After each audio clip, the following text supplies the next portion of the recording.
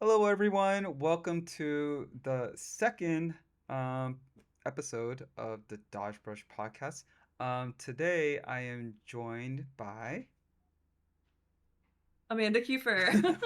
Yeah, sorry. I So wasn't expecting that. I'm starting to remember that like I did that with Edison last episode, and like I was just like, oh yeah, he was kind of a little caught off guard because I think he was like expecting me to, rightfully so, kind of be like, oh, Edison Moody. So okay, joining us today No, it's is fine. Amanda Kiefer.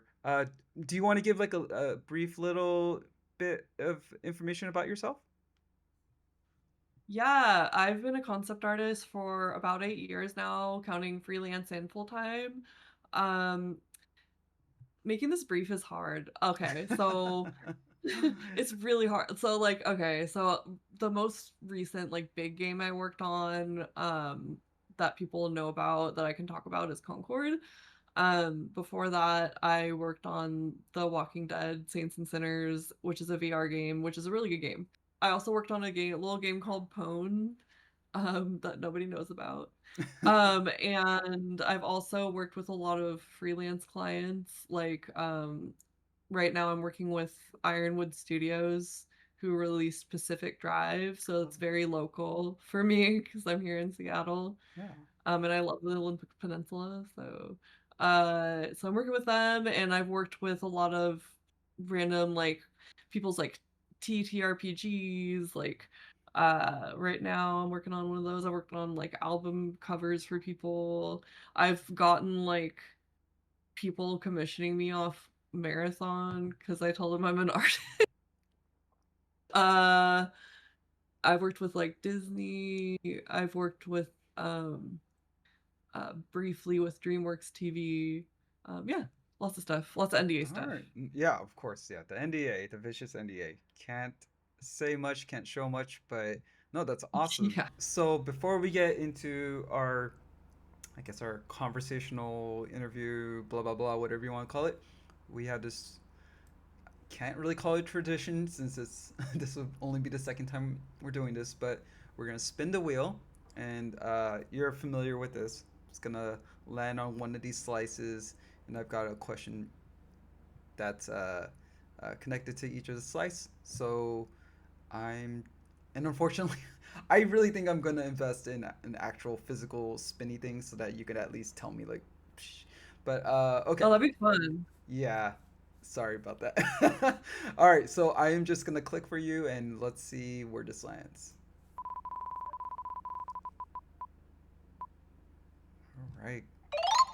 Okay, question 8. Okay, so question 8.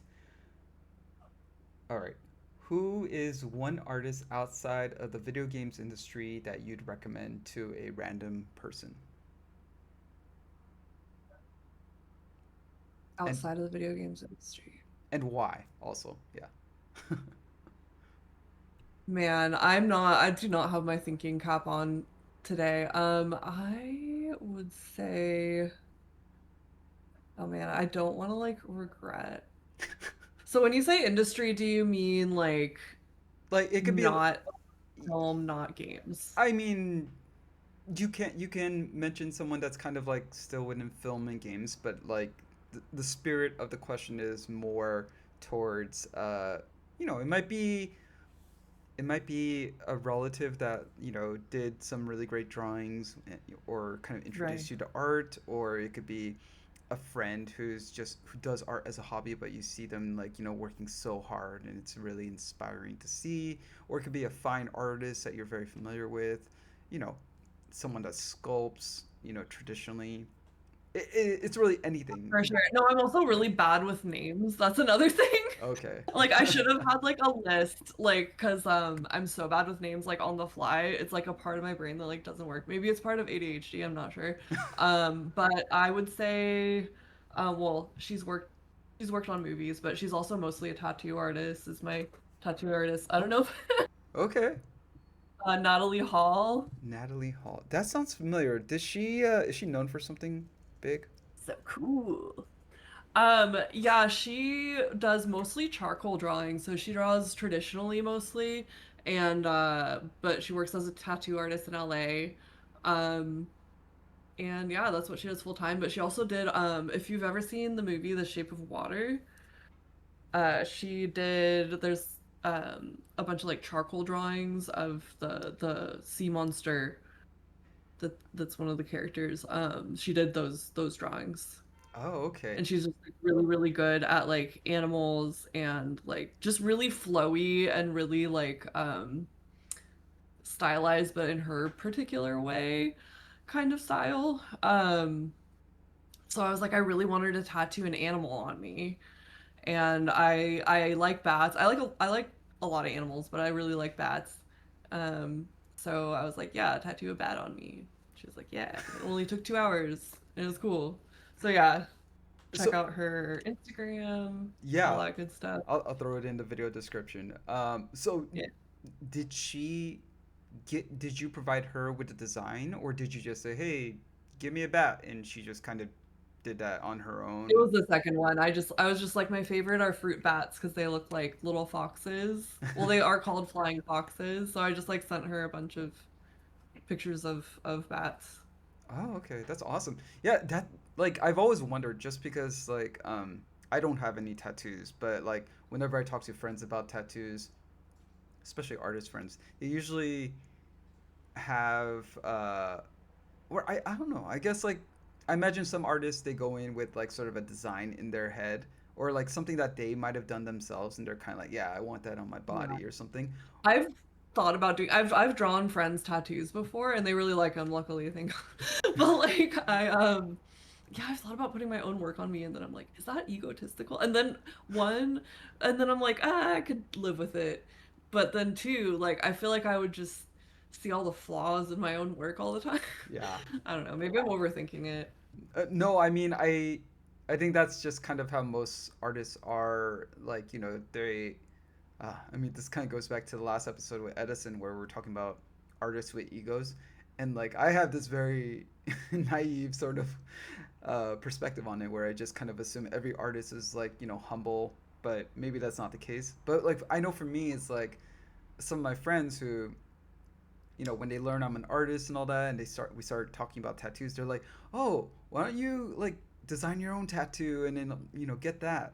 And I'm just kind of like, as you said, like maybe that on that day, maybe I could get it to a point where I like it, but a year from Yeah. there, I'm gonna be like, "This sucks." Like, what was I For thinking? sure. I mean, that's a big thing. Like, yeah, like, the only thing constant is change. Like, something that I've been thinking about, philosophizing on, um, and the only thing constant in your life is change. And so, like, it takes a lot of people don't change in their lives, but like that actually takes effort. Like, it really does. It takes effort not to like strive to become like a better version of yourself or to, like Mm, a different version of yourself. And so, yeah, like every year you're gonna be like a different version of yourself, if not like. And I wish that we had like uh language to make that make sense to people. Like, oh, what version of Amanda am I meeting? Oh, this is Amanda 5.5.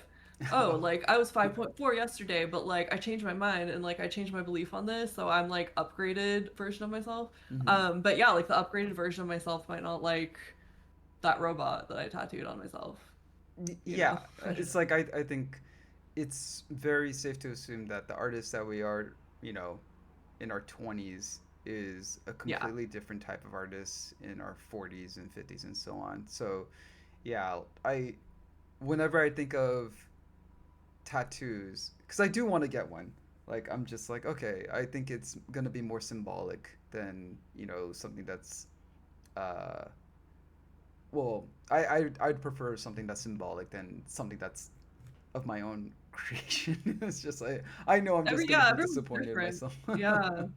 I mean, I have a symbolic tattoo too. Mhm.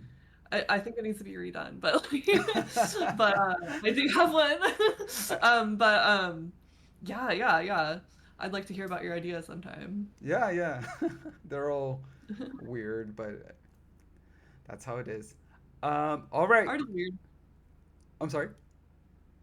Art is weird. Oh yeah, Like I know. most art. Yeah, I If know. it's good art, it's weird. I say it as if it's something to be shameful of, but yeah, that's true. Artists and art is a very weird thing. Um, all right. Cool. We got through the first wheel spin. Two more left. I guess I'll start off our conversation by saying like, wow, us getting to this point of actually recording this episode, quite the journey. Um, Yes. for the audience, Amanda's actually the first person I reached out to about appearing on a podcast. Um, and man, I don't know, was that maybe March or April or something like that? Yeah, it had to have been like, yeah, end of March, beginning of April. Okay, yeah, and um, there was a bit of a, there's always scheduling issues and all that. So Edison was another person I had in mind. So, I made sure Amanda was okay with it, with just kind of having Edison on before her. And yeah, it worked out. And, just a little bit behind the scenes, but all the technical issues we ran into today were just very unexpected. But It was yeah, like a theater of the absurd. yeah, I know. Maximum absurd. It's, I'm sure anyone that spends time on a Windows computer can relate that, sometimes the computer just ends up deciding it wants to go to sleep instead of, get to work. So, but yeah, I'm so glad to finally have you on. And yeah, I mean, I guess, and sorry, if you see me looking off the screen, it's just kind of looking at some questions that I was going to be asking you. But I guess like a good starting point might be, can you walk us through sort of the beginnings of your journey as an artist? Like, at what point did you feel like you got that spark to doodle your crayons away or whatever it was? Yeah, so I'm like one of those people who's just like always been drawing.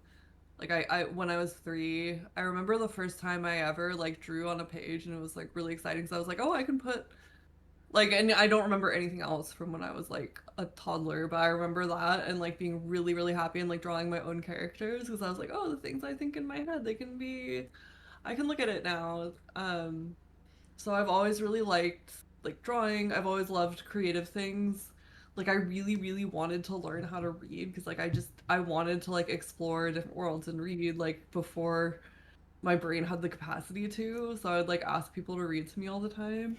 And eventually I kind of picked up like writing my own stories just because I had like a lot of stories going on in my head and I like really wanted to write them down. So like instead of drawing, because like I felt like I didn't have the ability because I was like, oh, I'm just like a kid.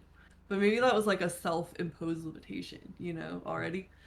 Um, uh, but yeah, I would just sit there and write like on school paper like a bunch of stories, and then I was like, this isn't satisfying for me. I don't really like writing. I want to draw, so I wanted to learn how to draw, so I just like kept drawing and kept getting better.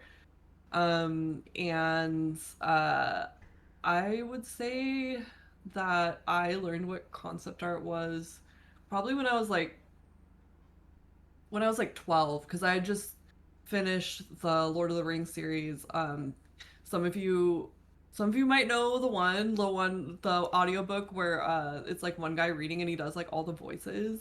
So like as like a 12-year-old, I was way into that. Um so came out right when I was done reading Return of the King or like listening to Return of the King.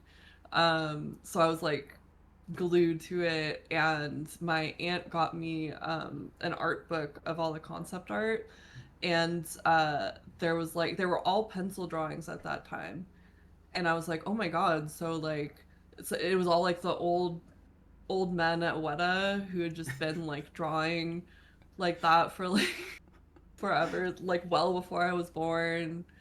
And like I'm looking at it's like these hobbit holes that I had read about just like a couple months ago and like way beyond anything my imagination could come up. But like I was just like, oh my god, like they studied enough. They like studied architecture and they like studied anatomy, and this is all pencil at the time, and I was like, oh my god, like they're so good with like graphite, and it made me want to get good with graphite because I thought that was the way it was going to be. I was like, all right, it's a bunch of old men sitting around, I hope they'll let me in too. I got really into like Final Fantasy obviously, and like anime obviously. Yeah, like early 2000s anime was goated, and like 90s anime was so good. And so like, it was like just when Adult Swim was popping off, and like Toonami. So it was like the perfect time, man. Everything happened, like, and then everything fell apart. No, I'm just kidding. But anyway, I, um, I went to college at Chico State. It's in Northern California. I got accepted into a few art schools, but when I told my dad the cost, he laughed at me. And so it's actually when Edison was talking about his experience like being from Iowa, it reminded me a lot of my experience because I'm from a really really small town that like no one's heard of. Like even people in Nevada, I almost said the town's name. The town's name is Nevada City. People in Northern California haven't heard of it a lot of the time. It's kind of like up by the Sierras. It's part of like a conglomeration of like three towns.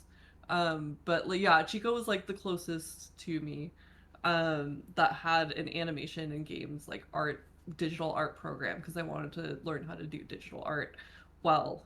Um, I went to Chico State and I studied. They had the program kind of like encompassed everything. So it was animation, game design.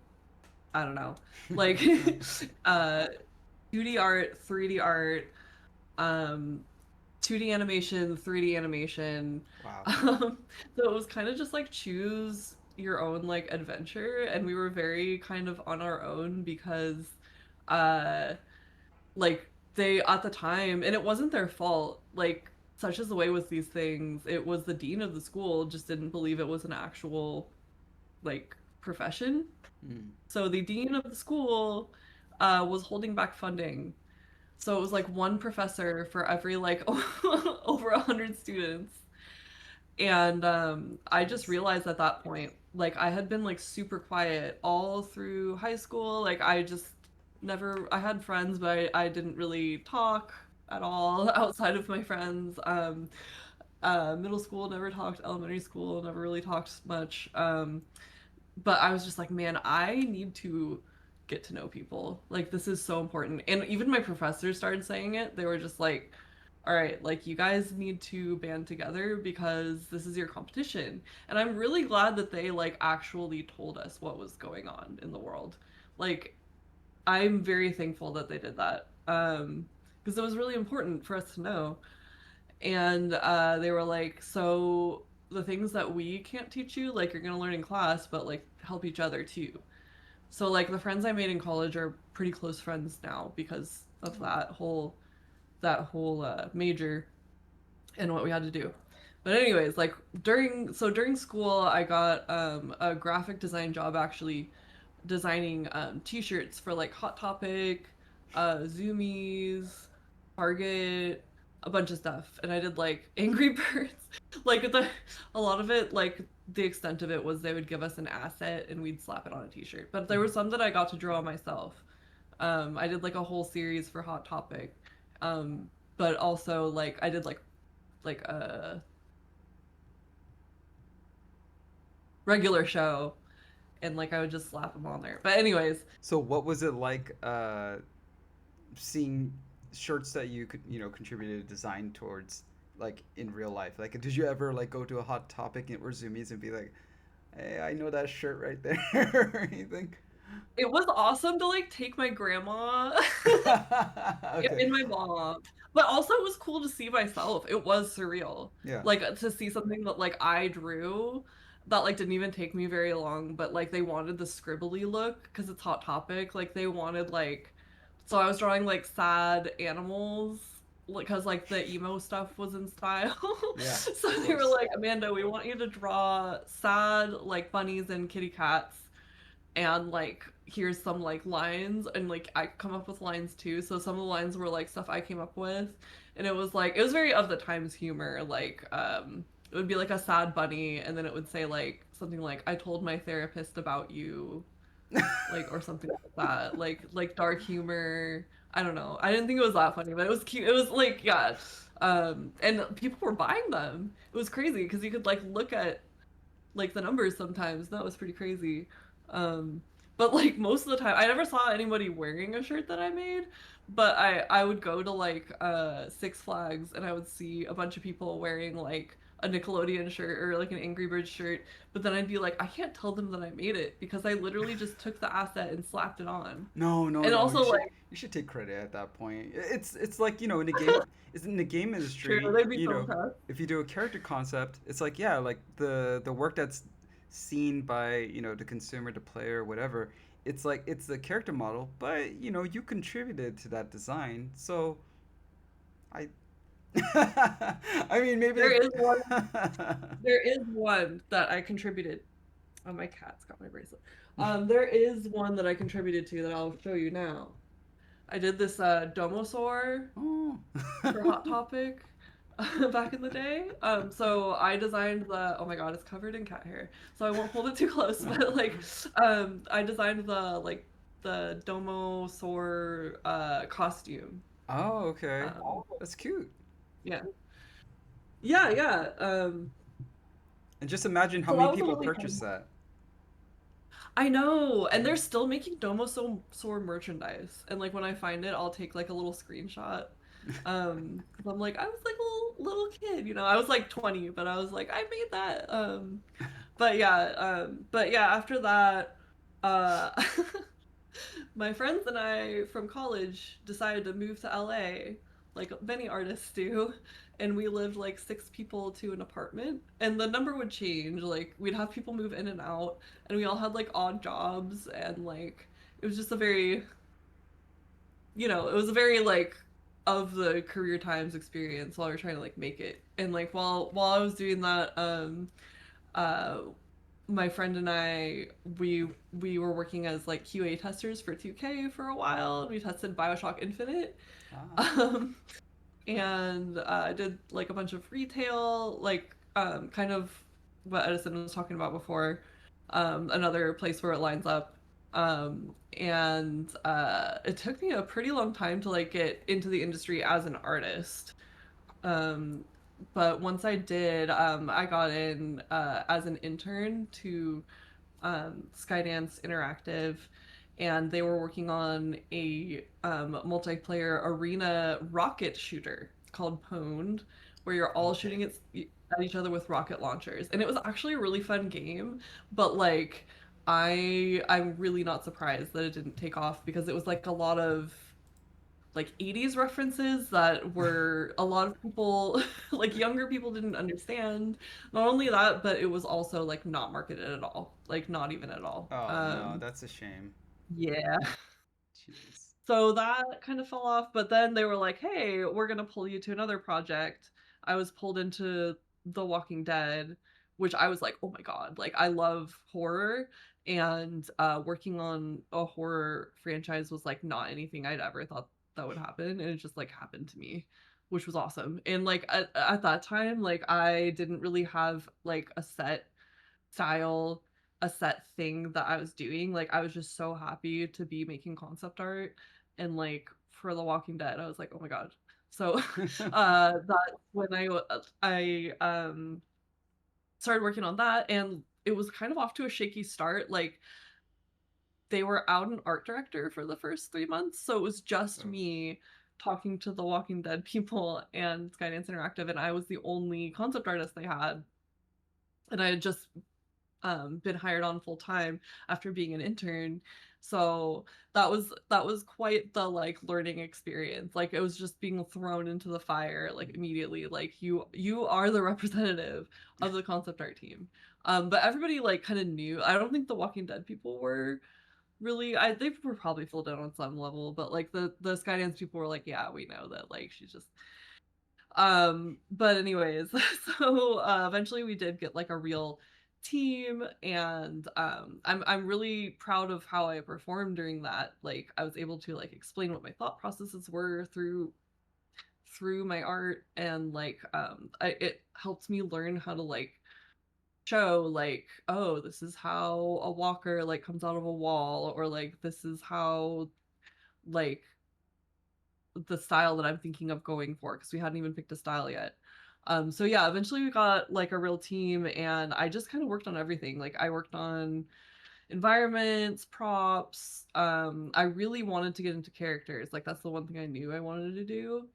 So like I told them that. Like I just made sure that they knew that I wanted to work on characters. So I did get to work on a lot of the main characters and the NPCs that you see in the game, the enemies, as well as like a lot of the main characters, which is really cool, and a lot of the environments I worked on, and all the skyboxes. Actually, every skybox except for like two are mine. My paintings, like physical paintings. And that was another huge learning experience. Painting skyboxes. I'm really good at painting clouds now, which is like really hard to paint. So that's awesome. Um and I would love to do stuff like that again. Like honestly, like I want to go back to painting clouds and environments sometimes because I like variety. But anyways, so I really wanted to work on sci-fi during that time. Um and I was working on my own IP, which I call Wayward Heavens. Um and well, that is the official title. Um so I was doing like exploratory art for that because like I was kind of coming into my own and realizing like I love horror, but I want to work on sci-fi. I would love to work on sci-fi horror actually. But like I just started drawing sci-fi stuff in the vein of this world, and because I was putting that into my portfolio during that time, and I was leveling up because I was taking uh Brainstorm school classes, and I was also when I wasn't taking classes those semesters, I was taking classes like figure drawing, and I was taking classes at the Academy of Figurative Art. Yeah, the Los Angeles Academy of Figurative Art, LAFA, because it was like right down the street, which is awesome. Um, and I learned a lot there. My teacher was Carl Dobsky. I only took one class, but like, yeah, I learned so much from that class. Just like long, long poses, just really, really studying shadows and light and like all that good stuff. You talked about like I guess being passionate about characters. What is it about characters that like really draws you to wanting to design them?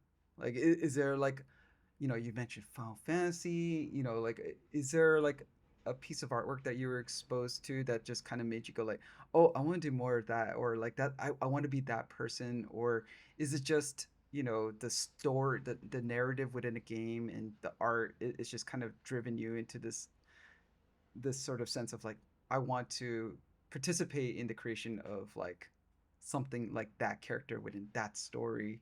Well, when I was really young, I was really inspired by anime and Final Fantasy, and that's kind of still in my work today. And sometimes I go back to it. But I would say like the thing that really, really made me want to work on characters is because I would say like one of my favorite, if not, I'd say he's probably my favorite artist of all time, Iain McCaig, his work. Uh, because I mean, Star Wars Episode One also came out like around, I don't even remember, like around, I don't know, 1999 or Episode one, something. yeah, it was 1998 or 1999. Yeah. Something like that. And I hadn't seen any of the concept art. I actually didn't see the concept art for the movies until I was like in college, but once I saw it and I was like, "Oh my God." Cuz like I wasn't a huge fan of the of the prequels. I remember watching them the first one as a kid and being like, "Yeah," and then like the other ones I was like, oh no. It was like actually the first time I ever didn't like a movie. Because like when Oh you're, at wow. least for me, I don't know if every kid's like this, but I liked every movie. And then I was like, oh no, that was not good though. But anyways, the only thing I did love about the prequels was Padme's drip. And like he designed her Ooh. costumes like amazingly, but not only that, but he really like Ian McCaig like really gets into the core of a character. Like you can tell what kind of character they are. Like you could tell what kind of character um Queen Amidala was without say naked, oh my god. But like, without any of her costumes. Like you could still like you can kind of tell who she is, or like he also created the character Darth Maul, which is like so iconic. The way he drew Yoda, the way he drew Jar Jar Binks, Like, and I hated Jar Jar Binks so much, but, like, even the way he drew Jar Jar Binks was amazing, and it's funny because like, um, he was talking about how he was trying to make Jar Jar Binks good because he hated him too. Wait, because he hated what? But he also didn't like Jar Jar Binks as a Oh, character. okay, okay, okay. Yeah. Um, but yeah, like, I just wanted to be like him, like, I wanted to and he made it look so easy with all these flowing lines, and, like, a lot of the costumes were inspired by, like, bugs, like praying mantises and stuff, and I actually grew up with, like, bugs, 'cause my dad was a science teacher, so I could see that, and I was like, "Whoa," like, he actually thought of, like, making this into, like, a sleeve, and, like yeah, I could go on and on about his work. Yeah, So I mostly just wanted to be Iain McCaig.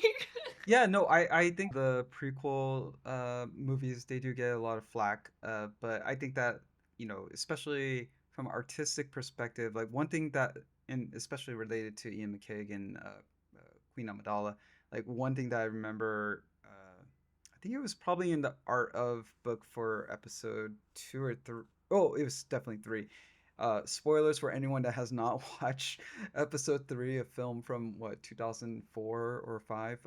But uh, Queen Amidala's depiction in her, I guess like her funeral attire, and like they had, I think it was like almost like cherry blossom petals, kind of, scattered on top of her, and I guess that was Ian's idea because like in the art book, he was saying that like, oh yeah, like those petals they're meant to represent my tears. So I was like, oh wow, My like god. it's like that's so deep. It's like, here I am, young buck, probably barely a concept artist, and it's like I'm always just thinking like, big muscles and cool hair and all that. It's just like, Yeah, my the amount of depth that I had, or like I guess considerations that I'd make towards a character design is just like so superficial. But here's, you know, obviously a very legitimate artist and concept designer that's like, kind of instilling this idea of like, yeah, there's more that you can tell, and there's more that you can sort of like imply, like based off of like, like depending on, I guess, like the choices that you make with the visual design. And you know and also obviously all the designs that he did for her dresses and makeup, they're all fantastic. yeah.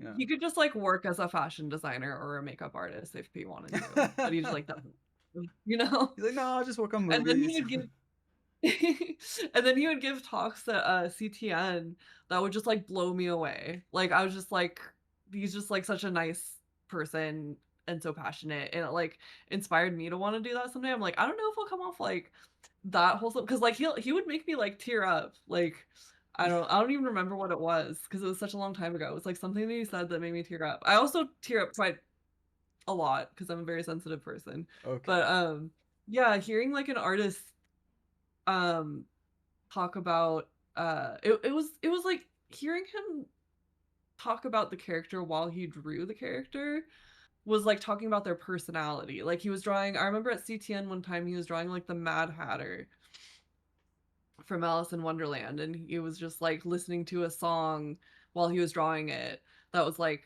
he was like, yeah, this has like the same kind of energy I'm going for. And he just like nailed it. And I was just like, "Yep, that's the freaking that's the Mad Hatter, like, that's the final boss of that design," you know?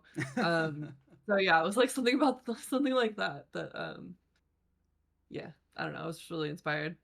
Yeah, and I remember back when like Nomon DVDs were, kind of like the way to, I guess, like learn, or if you had Yeah. interest in sci-fi design or whatever. I know that Ian McCaig, he had his series, and I remember watching it, and he was doing a mermaid character. It was for, Yes, I remember that one. yeah, which, because I don't think it was it for Little Mermaid. I know that that's the obvious idea, is that like, oh, it's a mermaid because it's Little Mermaid, but I know he was trying to like adapt a story. I He guess. was adapting the original Hans Christian Andersen Okay, Little Mermaid, right. which is a lot darker. Yes. Okay. Yeah, no, it was really fun watching him kind of go through hours and hours, like step by step of his process. And yeah, and as you said, he's like he has a lot to say and he's very entertaining when he says it. I can see, why he's doing so many demos. It's not just Yeah. uh his hard skills, but it's also that, like, he has a very uh boisterous, bubbly personality, which I Yes. which I think is very interesting to find in just like someone that, like, I I'm not sure exactly how old he is, but when I was watching his Nomon videos, he seemed to be, no offense to Iain McCaig, but like he seemed to be a bit older than me, and he's just, I don't know, he just makes me wonder if, like, is he ever going to get to a point of being jaded, like kind of. Right, yeah, how did this industry not Yeah, maybe it's just because yeah. he's just successful. I mean, I guess if you've been Yeah. having a really, great career and you have people wanting you to pitch in, on your films, it's like it probably makes for more positive experiences than negative, I imagine. Yeah, it might just be him. Like some people are just like that. He did talk about a couple of his like experiences that he had. So he was talking about how he worked with the writers at Lucasfilm and they really wanted to put the writer had like come up with this character Jar Jar Binks and like I don't know if it actually the idea for that character like a comedic relief character came from her or what, but he was given the storyboards with Jar Jar Binks in them, and he was like, "I hated it." And he apparently like kind of tried to argue with them against having the character, and he did. Like you could see a little bit of anger coming out, like in the talk, like, and you could tell he was frustrated. So like it's in there, like it's just like what do you do with it, So he does because have like that rage, but he it's yeah, he knows what to do with the rage. You know what I mean? That's at least how I don't know, but yeah, like I just think it's something else that I wanted to bring up is like working on yourself as a person because like so many dark things happen in this industry or like things that are so frustrating and that are like out of your control. Genuinely like just being like the best version of yourself. Um like I think that he inspired me to do that. I don't know if that's what he was doing, but like that's how it came off to me. So and a lot of artists that have kind of like that jovial attitude too. Um just like, yeah, this is a fun industry. Like we're doing fun stuff. We're doing awesome stuff and it's hard and it's still work, but like and like dark things happen all the time. But it's like, yeah, what like wolf are you gonna feed or whatever? Like, I don't know, inside the yeah, white or the black or whatever. yeah, no, that's really interesting. I think, like, I was actually talking to another artist that's going to be brought on for episode 3 or 4, I forget. But he was kind of talking about something similar, where it's just like, yeah, like, there's a lot of not so great things going on in the industry, and but I think that, and I might be uh, misinterpreting it. What I got from it was just like he was saying that, yeah, this is still a really fun job. I know at the end of the day, it's like, we do get to create stuff, and we get to sort of live out our dream occupation. um, I think it's understandably, when large developments and shifts in the industry take place, things do get a little scary. I think it's hard to kind of remain completely comfortable when everything is. I don't want to say everything, but when things are kind of feeling a little off. Uh, I mean, yeah, it's difficult when like I had to stop going into like Discord groups and stuff just because it was like making me sad because like artists that I had looked up to for I don't even know how many years were like, this is the worst time for me. I've never had less work than I have now. I have like a family and I'm glad I don't have to deal with that right now. right. Um because then you're really forced, like but yeah, like I still don't think that that means that it's forever. And I still don't think that that means that, um, there's not going to be concept art that you do with your hands ever again or anything like that. Like the world isn't black and white. Like the world is nuanced, and like the thing that makes us feel like the world is black and white is like our reptilian brain, like the part of the brain that keeps you safe. Hmm. Um like nothing, very few things I will say. Like we live in a world of polarity. Like there's black, there's white, there's everything in between. And like very rarely are things going to be all bad, all good. Like so I think I think you just gotta be nuanced about it and like not freak out unless there's actually something right in front of you that you're freaking out about. Otherwise, just be realistic. Like realistically, is every single company gonna use AI for art? Maybe, but I doubt it. Like there's companies that I've interviewed with that are like, never talked about AI, and then when they did bring it up, they were like, "And we'll never do that." Anyways, and there are studios God. who yeah, and there are studios who do use it, but they're like, "We only expect you to use it as like this kind of a tool." And then I've seen these studios, I'm not aligned with studios that use AI for everything, so I'm not going to apply to them, so I don't know what they say. Um but yeah, they're not aligned with me. I'm not going to apply to them. So I'm going to, unless all those jobs go away, which I highly doubt. Like I say just like keep doing your thing, and like there's no answer.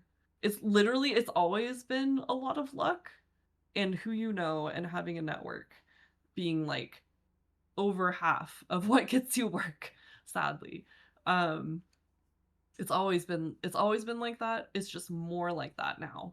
And like I know that because I graduated right during, like, I graduated after 2008, like well after, but like the world was still feeling that, and like I had to deal with feelings of like, oh, this is what's coming down the pipe for me, like during college. Like I was looking at like, oh, the housing market's crashing, cool. I just had to stop thinking about it all, and that's what I'm doing now. And like if you got to get a job that's not in art for a little while, like I'm doing that. Mhm. Like sometimes I make a whole entire month, uh rent and all that stuff off my art. Sometimes it's just a little bit of it. um but everything is downstream from late stage capitalism and society, and like none of those things are really set up for humans to thrive. It's set up for like this many humans to thrive, and then I don't know what the rest of you are gonna do. One thing I did want to ask you about is sci-fi horror, and even just like Yeah. The Walking Dead. So I try to pay attention to, pop culture and kind of like, what's in the zeitgeist and everything like that. And I think like especially like the last 10 years, horror has been huge. There was once upon a time, horror movies would only come out around Halloween, right? Or they would come out in January or February when they're kind of like the dead months. Like no one's really going out to theaters, so you'll have a horror movie on Valentine's Day because that kind of makes sense. But now there's horror movies just all the time, and they're dominating the box office. And so yeah, like I'm curious, like, because when you started working, your first venture into working on a horror project is The Walking Dead, right? Hmm. So back then, like, was that like, I guess The Walking Dead kind of helped sort of like drive the cultural infatuation with the horror genre, right? Because all of a sudden you had a episodic series that's, I mean, there's the human drama element, but there's a lot of Yeah. horror as well, right? Yeah, yeah, yeah. But what drove? Yeah, like Oh, oh, sorry. oh no, no. And What actually, drove you towards yeah. like having like a passion for horror? I guess that's what I'm trying to ask. Oh, okay. I don't know, man. I just love it. I don't know what else to say. I think I liked it ever since I was a kid. I don't know, some things you just love forever. Even though it scared me, like, like I used to maybe it was because my dad, like, he loved watching like the old horror films, but because they were like kind of funny to him, I think, like the black and white ones, like Dracula Mm. from like the 1930s, which is when you watch it, like there's like bees coming out of coffins, like it's a little campy, like it's a little funny. Um you're like, what? Yeah, there are like scenes where they filmed like little bumblebees going, I don't know. But like I was just fascinated by it. I just thought it was interesting, and I always have, and I still do. And I think like something happens something happens where these people who like run entertainment conglomerations and stuff, or like marketing firms or whatever, are like, this is what people like, we know, we got all the information. And it's like, okay, well, um then why do, yeah, like people have been wanting people to take like animation more seriously and horror more seriously, or like for more of those to come out for so long, and that those people act like those people don't exist and like their voices aren't real or whatever. And they're like, "Oh no, we just know better than you." But then nowadays, like people are able to make it's easier to make a movie and release it to the theaters than it used to be. And so like smaller creators, like I heard like the guy who made Obsession was like 20 or something. I still haven't seen it. I can't believe that I haven't seen it. Actually I can because I'm really freaking busy. That's why. But yeah, I don't know if he is 20 or whatever, but I know he's like really, really, yeah, he's young. yeah. And Backrooms is like people were completely not even thinking about like Gen Z and like Zillennials and Millennials like love uh creepypastas. Like I grew up, not grew up, but like I used to read like I used to like mainline creepypastas all day. Like just read them like while I was doing QA testing, and like I would have like a monitor with a creepypasta on, and I'd be like reading it while I was like playtesting. Um Wait, it would so get very dull. what is creepy? I've heard of the term, but I guess I'm too old to know exactly what it is. Like, could you describe what creepypasta is? Yeah, it's when you copy and paste a story somebody wrote, then it's a copy pasta or like a paragraph or something. Oh, okay. So creepy pasta is like a creepy story version. Um, and Okay. like some of them were only like 2 sentences long, and some of them were like, really long. Um, but yeah, like there would, at least when I was reading them way, way back in the day, there would not be like an author attached. Like sometimes there were, but like it would be like a cool screen name, you know? And like the Backrooms was one of like the later versions of that, that became a meme, and then people like started to build on that meme and like build their own like worlds and all that. I didn't get into that, but like I read the original Backrooms, and like I thought it was so cool. And like somebody had like made a picture of what the Backrooms looks like. And there usually weren't pictures, so like seeing like a picture of like, oh, this is what it could look like. And it looked exactly like that, what it's like in the movie. I haven't seen that movie I either. haven't Oh seen my it god. either. Okay, I feel a little bit better. Seriously though, like I love the Backrooms. But anyways, uh yeah, they made it look exactly like that in the movie, and like from what I see from like the enemies they run into and stuff and the things they encounter, like yeah, it like goes along with the spirit of the original Backrooms, which is like awesome because that's niche, you know? It's like niche horror stuff, but like horror is niche, and like but it's popular. It's a popular niche. So just like have fun with it, you know? Like I don't know. That's what I like about like kind of more modern horror, is that they're having fun with it, and like sometimes it pays off, sometimes it doesn't. But like yeah, the past couple years have been like a horror, like even in games with like and it hasn't all been good, but like with Silent Hill off is pretty good. Like Yeah. yeah. And I think that yeah, like the Resident Evil franchise has been extremely successful. Yeah. I'm thinking about my experience in horror, right? Because I worked on the Callisto Protocol 2019 to 2021, something like that. Anyways, w- was it the gore, or was it like the tension? Like, what was it that kind of made you excited about working on I'm sorry, what was it about working on The Walking Dead that I guess was the most enjoyable aspect? Just as an example, it's like for me, it's like I not to sound immature or goofy or anything like that, but it's like I've always had like this fascination with like the fatalities from Mortal Kombat games and stuff like that. So like when I was working on the Callisto Protocol, it's coming from the creator of Dead Space. Like dismemberment is a given. So even though that wasn't my focus, it's like when I got to touch on, I guess like pitch ideas, that was always really fun. And like just having like giblets and blood, and always having like the light reflected in a puddle of blood. I mean, so did you, what was it for you that kind of like working on a horror themed game uh made it such, I'm assuming, an enjoyable experience? You get to actually partake in the genre that you really have a big passion for.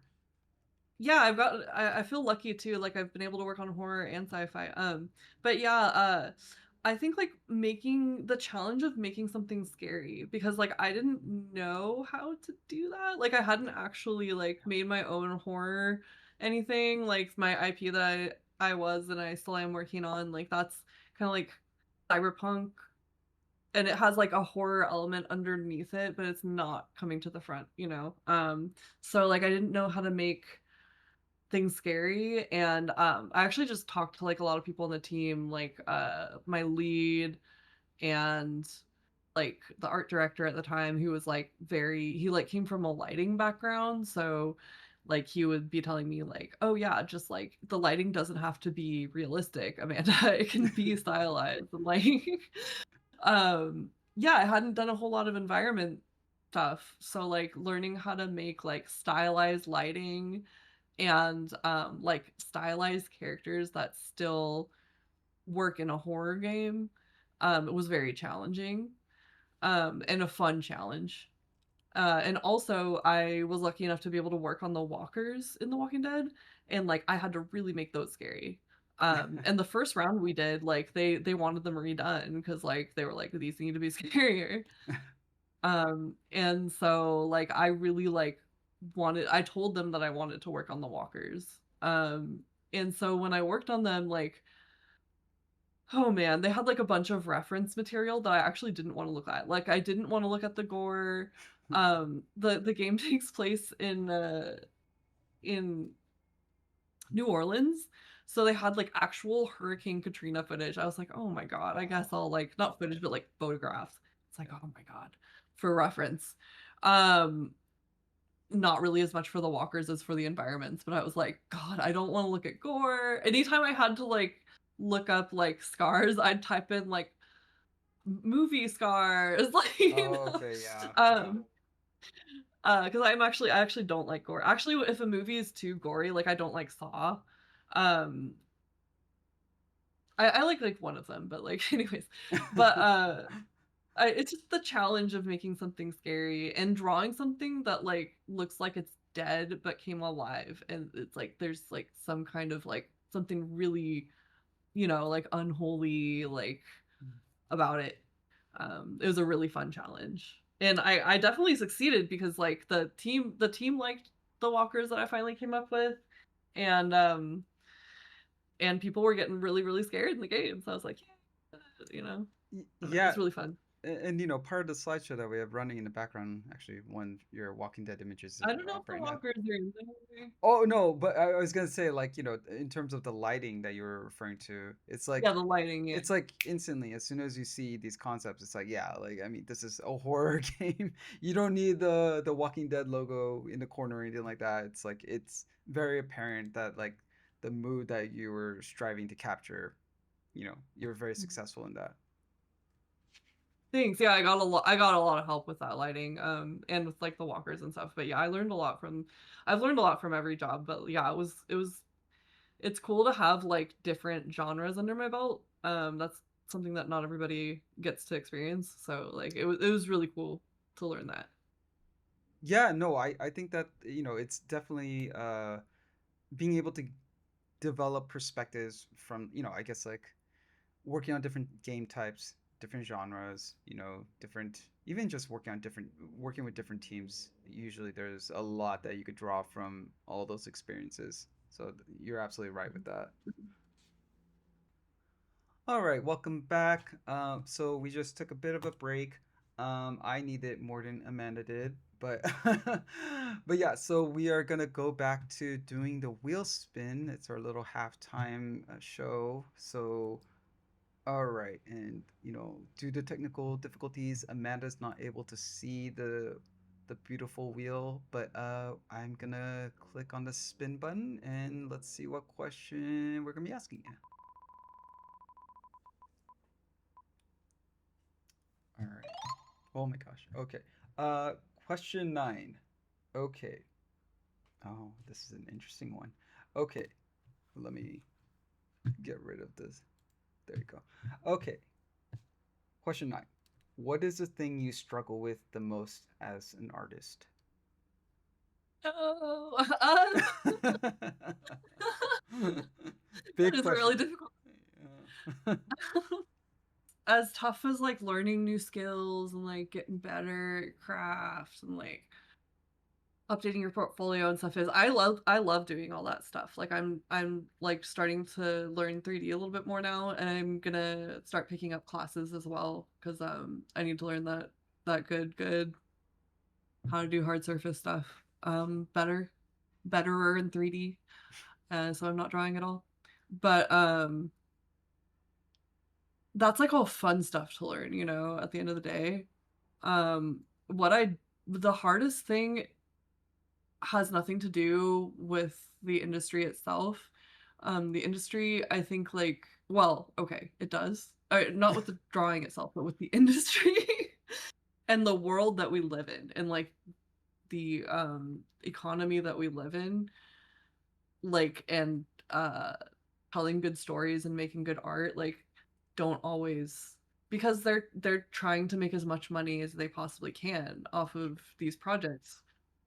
So the hardest thing is going through layoffs, and if I don't get laid off, like my friend's getting laid off, Yeah. and like you still feel that, and like being like, oh, we don't have this person anymore, we don't have this position anymore, so someone's filling that in, and then like that sucks to have to deal with, like positions being taken away, and it's all to increase like shareholder value, which I understand. I'm also a shareholder, but like these things in art don't always go together. And these things in creating good art doesn't always go together. And when something happens to make it through this like boring cyberpunk late capitalist society and be good, like marathon, I get really, really, really excited and happy.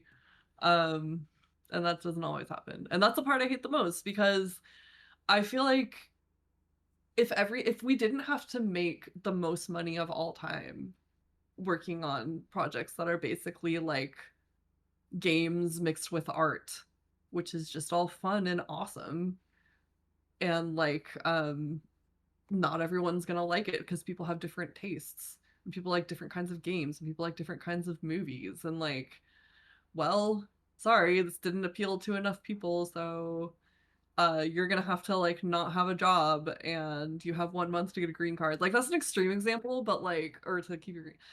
It's an extreme example, but like yeah, that's the hardest part. I mean, I don't know if it's that extreme. I mean, for those that are watching, like we are actually Yeah, talking, on the same day that Bungie announced the massive layoffs, and I did read that, like, someone on LinkedIn was saying that, or I think I heard this from someone of just like, yeah, they have major green card issues now, and so it's real. I know that, like, maybe if we were to talk about this like 6 years ago, maybe it would sound extreme, but it's actually that's true. happening. It's Um, normal now. Nobody can make art when they're like wondering how to feed like their kids, which is like a real situation, that I've seen. And like you can't make art when you are suffering with mental health issues because you're having trouble paying your bills, um or like you're scared that like the game isn't selling as much as you had hoped, and like you don't know what you're going to do next year if you get laid off. Like, it's, yeah, like you can't make your best work when you're scared. Like that's why like um I just try radically like working on myself so that like no matter what happens I have like a stable core, you Mm. know? And like honestly, like you have to be like such a resilient person now to like stay in this industry and lucky. You have to be like both of those things right now. And I hope that's gonna change soon. But yeah, like if I hadn't been like doing like going to therapy, um, all that kind of stuff, because then like there's life stuff too, like relationship stuff happens, like all that stuff kind of happens on top of all that. And like it's kind of amazing that good artwork gets made. And like I love like working in this industry so much I don't want to like ever leave it. So like how do I square that is um yeah, working on, you know, my mental health. Yeah, no, and we talked about mental health a bit in the last episode, and I'm sure it's gonna, continue to be a point of conversation, in future episodes because, yeah, it's a really you'll either really love what you're doing or you'll really hate it, and like and it's one of those things where as an artist that as artists that work in the entertainment industry, it's like we've kind of built ourselves up thinking like this is the job, this is the occupation that I'm going to have for the rest of my life, and kind of seeing all these sort of I guess disturbances kind of take place, um, it kind of makes everything seem a lot more desperate and kind of enforces the idea that we need to be able to also ground ourselves in terms of like our mental health and, as you said, sort of have a baseline. Um, but yeah, hopefully, you know, those that have been impacted by layoffs and you know other I know there's a better way to term it than disturbances, but hopefully those that have been impacted, by such incidents, like, they're able I to, mean, they are disturbances. yeah, Like it's a big thing to like yeah, be like thrown into an industry where like sometimes they can help you find work and a lot of times they can't. Like as an artist, it's hard necessary like it's lucky, it's a luck of the draw kind of thing sometimes because your artwork has to like match up with a project that's being worked on, right? So if you're like the best, I draw the best clowns. That's the first thing I thought of. best clown I concept draw the artist one ever. the best clown concept artist you've ever seen, but like there's one clown game and it's not doing too good, you know?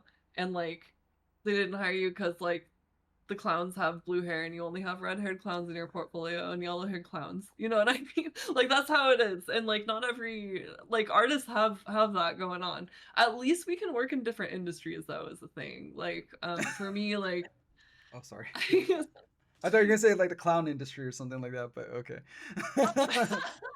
no, no, this is really funny though. Like, so okay, so it's not me. It's a stupid past and stupid um curriculum they had. Anyways, so we had to take like a career test to see like, oh, what are you gonna be when you get older? I got clown, like like a children's party clown. I was the only one in the whole class. So that's your Anyways, it was backup. like a computer. Yeah. um but yeah, like I was able to work on like comic book covers.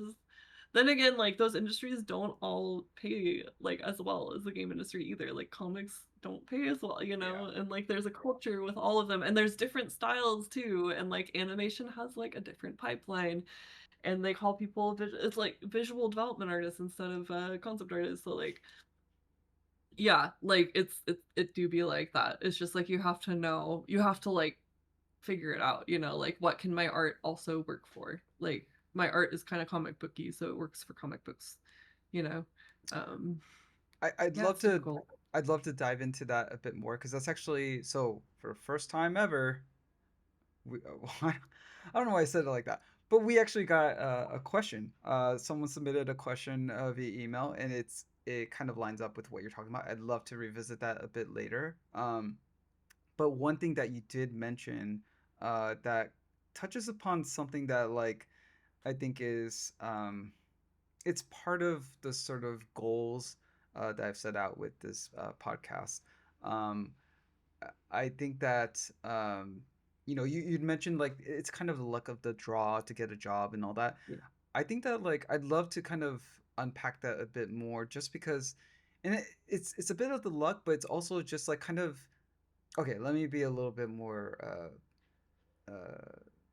transparent about this. Like I think that there is this tendency to kind of assume that like hey, if you're good at art then you can get this job, and I think that like I'm sure you could relate to this experience, but just because you're good it doesn't mean that you're right for every job, and Yeah. sometimes some companies can be really specific about what type of artist they want to hire, or I guess like what they want to see in your portfolio.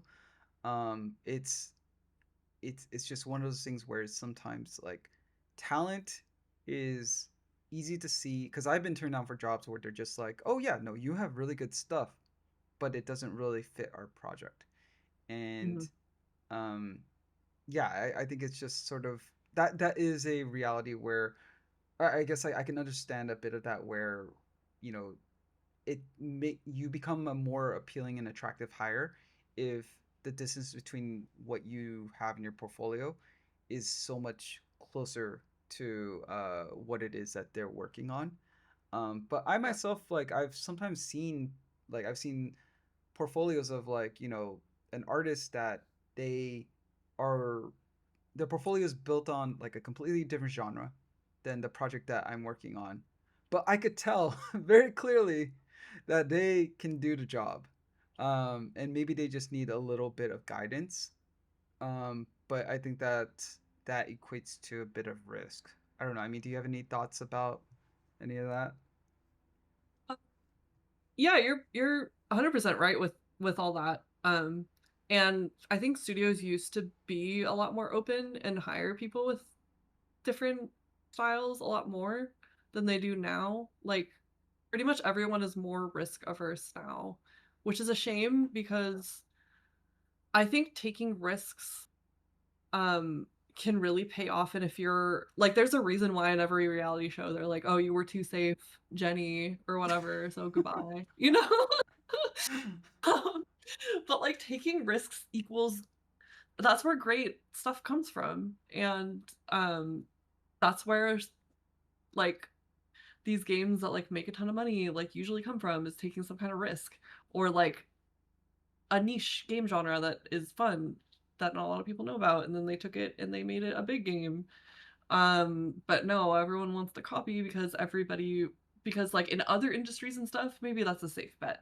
In this industry, it is absolutely you don't want to be copying people. Like because they're more risk averse, they're not going to take as much of a risk with you. But like how are you supposed to know what their unless their project has already been released, there's no way that you can know because it's all under NDA.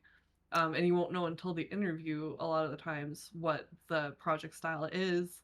Um, and every studio is different. Like a lot of times, like the HR person is like already the final boss because like they need like they aren't artists, so they're looking at your portfolio and they're like they have the game and they have your portfolio, and if they don't Mm, match it's bye bye, and it doesn't matter how good you are. And so then they become like your actual final boss is this HR person who's just playing like this is red and this is blue, so this is a no, even if that would be a really good artist for the project.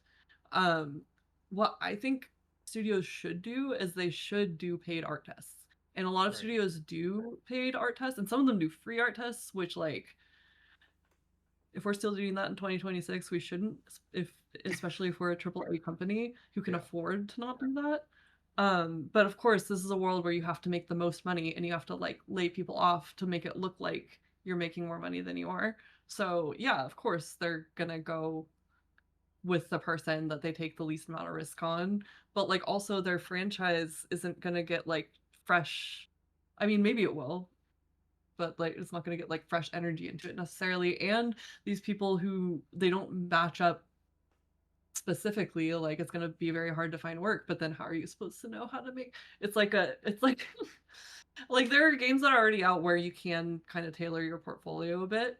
Um, but then there's like 50 other people doing the same thing.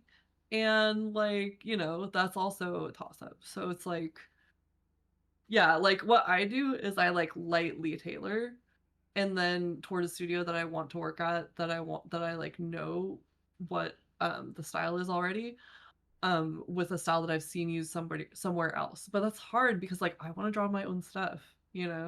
So I just try to like kind of make my own stuff look as much like the studios I want to work at as possible while still being my own. Um, but yeah, even then they're like, it's not blue, like, sometimes. But like, yeah, that's just how it is. It really is. That's why I say it's luck, because like it's it is skill, but like it's not though too at the same time. Yeah, a lot of things have to line up, I think, and Yeah. it varies on, like, you know, studio by studio, right? Like some of Yeah, them, some studios will take a big chance on people, yeah, and or they won't think like that. I think that that's important. I think that, for what you're saying about sort of like, sorry, I'm not sure if there's a better way to phrase it, but I guess, sort of things being formulaic, kind of like, doing a copy of a copy and all that. Like that's not really what's going to get you to, No. stand out, being able to get No. an outsider's perspective, or, like I there I think that, like, there have been instances in my career where, like, I've seen people come in and, like, maybe there was a moment of sort of like, why did we hire them? But then, like, they get to a point of kind of showing like they're a huge addition to the team, like being able to, sort of subvert the expectations of, like, what a concept artist portfolio should look like. It kind of just ends up being a big multiplier in terms of like the creativity, and just like the nuanced characteristics and details that we're able to inject into characters, props, environments, and what have you. So yeah, I hope that you know eventually there comes a shift where there's a bit more of a focus on the creative potential of someone, rather Yeah. than is this person an exact replica of the other concept artists we have. So but who's to say? And yeah, you do want those people there, especially if it's like a franchise that's been ongoing that like this person knows back to front. But like like there's a lot to be said for like learning things on the job. Like when you're working on a concept art team, like preferably you want to be working with people who are like better at art than you so you can learn from them, or like people who know the IP better than you so you can learn from them, or like people who have skills you don't have, or like people who have your same skills but like it's different, and like ooh, you can ask them questions. And like when I used to hire people, the people I used to really want to hire are like the most passionate people who are like, I really want to learn. Like, I don't know, to me, like that, like if you really, really want to be there, you're gonna show up and you're gonna be excited and you're gonna like learn new things. And I'm gonna be excited to see your work. I'm gonna be excited to see what you came up with. And like when I'm looking at a studio, I'm looking at a place where like I respect the artist there and I want to learn from them. Um, so like learning is part of it, and I understand that that's not like making money now for like the shareholders and stuff, but like it pays off. Having people who really want to be there. And I'm not saying that people like don't want to be there necessarily and stuff, but like for me that's a reason to hire somebody. Um yeah. Yeah, no, absolutely. I think that passion goes a Obviously lot. they also have to be good, but Yeah, yeah, there has to be potential, right? There has to be something that yeah. you're like, this person is trainable, this person can Yes. understand the style. But yeah, I feel like that is a path that every at least artist within the art department is going to come across at some point or another. Is just kind of like, was I turned down, or did I get this job because I'm this close to the style of the project, or because I'm this far? Like, it's a weird thing where we don't often really get much of an explanation. And I do agree with the idea of like having an art test. Like you're actually like one of the few people that I know that are kind of like pro art test. Um, I'm I pro think paid art test. yeah, paid, yeah, paid, especially as you said in this day and age. It's like, and it's also Yeah. kind of like the legal ramifications, right? It's like there's been controversies back in the day of just sort of like um, if you were to apply to a company, you submit an art test, you don't get the job, it wasn't paid, but yet they still use your art They as a steal your concept. artwork. Yeah, so it's like, yeah, having a paid art test kind of helps sort of like, remove the concerns. And at the same time, it's like, to me, it's like, I think it's a good experience because you are kind of, there's no assumptions that need to be made at that point. You're kind of taking Yeah. on the directives and art direction of the project, and you're able to kind of give it a shot, especially if it's something that, like, if it's a genre that you've never done any work in, then yeah, you get to actually give it a shot, see if how much you like it, because as much as you might want to get a job, this might have been the hardest thing in the world for you to ever do, and you don't feel like Yeah. Yeah, it's like, what if you hate the process and you don't like the feedback? Like, yeah, what if, like, "Oh, this company gives, like, pages of feedback, I'm not gonna be able to deal with that," you know? right. Yeah, I think it's just kinda good for everybody. But, yeah, that I've encountered, like, I'm pretty sure, like, my work has been stolen in the distant past, and, it is Yeah, a side effect of doing art tests, so, yeah. and it's like the Woohoo. lead. Yeah, it's a shame that that kind of stuff happens, but hopefully at this Yeah. point, I mean, maybe things are different. um let's see. So thank you for taking on the second spin the wheel question. um a nice conversation blossomed out of that, so I'm really glad that we got that question. Thank you for thank you, wheel spinning gods. Let's see. The next thing that I really wanted to ask you about, this is just a continuation of what we were talking about before the break, but you'd mentioned sci-fi. Um, I'm curious. I guess it's a similar question, like for the horror genre, like what is it that kind of gravitates you towards sci-fi? Um, I have always just kind of, like, gravitated towards hard surface, like, art, like, kinda cyberpunk, sci-fi art ever since I was a kid, and I'm starting to remember the first times that I had seen it was, like, watching Alien for the first time. Actually, when I babysat my cousin when I was a kid, I watched it for the first time.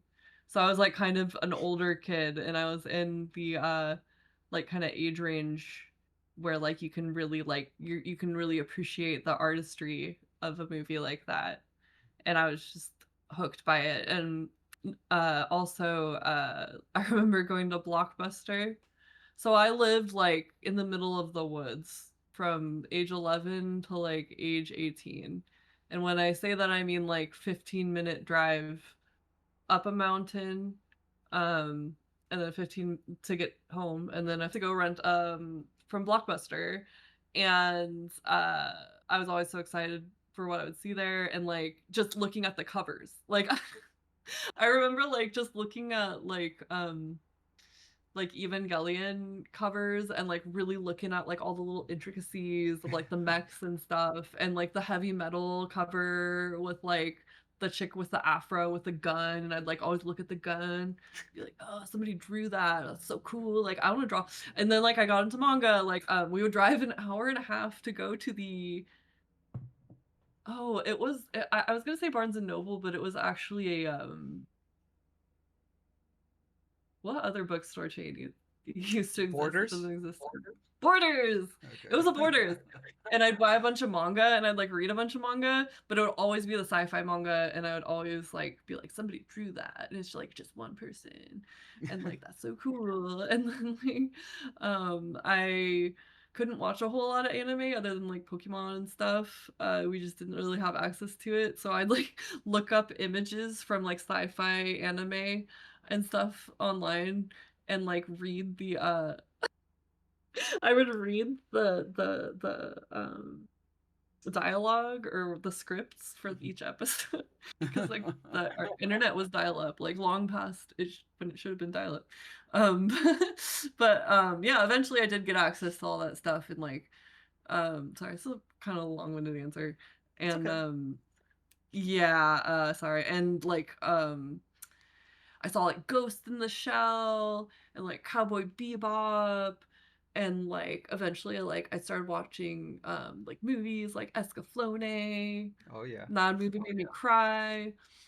And then like I loved it so much. I would watch or like anime sci-fi, and I would watch like from like series that I liked and like movies that I liked. I would watch like anime music videos to like music that I liked, like Coldplay, and I would be like, oh, it's so emotional. And like I just fell in love with it because like those stories with like that kind of art style, I was like, yeah, really drawn to it. And it just kind of never really went away. Yeah. So is it sort of like there's a brand of storytelling in sci-fi that kind of like grabbed you, or is it just sort of just the vibe of it? Like because I don't know. Well, I love like dark future stuff. Like I got really into recently I've been getting into like marathon lore. Mhm. Um and like yeah, like Dune, like talking about like there's something really interesting about like a technological future with technology that like we don't have yet, but like you can imagine it and like you want it to be real. Like, oh yeah, Star Trek. Like yeah, why didn't I bring up Star Trek? Like I used to love Star Trek, and actually I really liked The Next Generation, but my favorite was Deep Space Nine. Like Deep Space Nine, like all these like there's so much you can do with like building that world. So Deep Space Nine, there's like a colony ship or like a yes, it's like a check-in ship where they have like a bunch of stuff going on, right, parked next to a wormhole. And so all these aliens who are coming in and out of the wormhole are going to this hub, and like they all have different cultures and they're always fighting with each other, and like there's always like really delicate situations, and like um oh, we got to go to this planet to like appease this like emissary or like something like that. But like, and it doesn't sound interesting, but once you're watching it and you're like, and you know the world building and like you know the characters, like you can see like the intricate like very human stories that you can build on top of like a completely alien world are like so interesting to me. And it's like this, if we like went this way with a timeline, this kind of thing could happen. Like you could have maybe a holodeck someday, like that kind of stuff. And it's just like I don't know, it just opened my mind and it made me think of like possibilities of things that could potentially really happen, or like stories that I could invent too. Cause like, you know, space is the final frontier or whatever. I've heard that before. Yeah, no, Hey. I think that's yeah, it's like the fantastical future of kind of like, like one thing that I think about, I'm not sure if you're familiar with it, but Black Mirror, like, kind of Yeah, like I had to stop watching Black Mirror, bro. yeah, yeah, because sometimes it gets a little too real, right? And but I think that's what they excel at is that they're taking something from today and then all of a sudden they're saying like, what if that was like the technology that everyone invested in, and let's see what lesson we can learn from it, I suppose. But yeah, it's fascinating to kind of just like see, like I think it presents a lot of what ifs, and I think that, you could apply the what if prompt to, something that's like historical or fantasy based. But I think it's a lot more tantalizing to do it to sci-fi just because like this is a starting point, right? The what if is applied to right now. It's now. Yeah. Yeah. Yeah, maybe that's what it is. It's like, yeah, you or like your future great great great Yeah. grandniece could like experience Star Trek, you know? Like, I don't know, it's cool. Yeah, it's and I think that's like the fun part of it, right? It's like as an artist, we could dial into fantasy, we could dial into contemporary, and we could dial into the future, and it's just a matter of like, we don't really. I mean, I guess it depends on the project you might be working on, but it's like we're not trying to replicate the real world, right? We're trying to add Yeah. a little bit of, at the very least, a little bit of something different. Something you brought up, Ghost in the Shell. It's like that it seems pretty modern or contemporary up until the point where you see tachikomas like going everywhere, and you see, Mhm. briefcase weapons kind of being busted out in the middle of a hotel or something like that. And but it's cool. It's like I think what makes it appealing is that there is a sort of like grounded, tangible aspect to it at its core, and they don't depart from it too often. It's like all the Yeah. all the really interesting sci-fi stuff is are kind of the branches to the modern, semi-modern day trunk that like all the branches Mhm. are kind of emanating from. And the philosophical, like I'm a very philosophical person, and Star Trek would always ask like really philosophical questions. Like, I think like Deep Space Nine is a lot more character based, which is why a lot of people really liked TNG, The Next Generation, because like that one was a lot more philosophical. And there's like questions about like what is consciousness that are asked in some episodes, Mm, and like what if we did this to the timeline in another episode, and like oh yeah, even in Deep Space Nine, there's this whole thing where uh like the world is like I don't know if it's the world or if it's just this one city, but I think it's like San Francisco or something, where like they wall off all the people into the city, and it's supposed to be like now. It's supposed to be like the early, like the 2020s or something like that. And all these people are basically like peasants, and like all the rich people like own them or whatever, and like they're trying to find work and they're struggling to get by, and I think they're like quarantined because of a disease or something like that.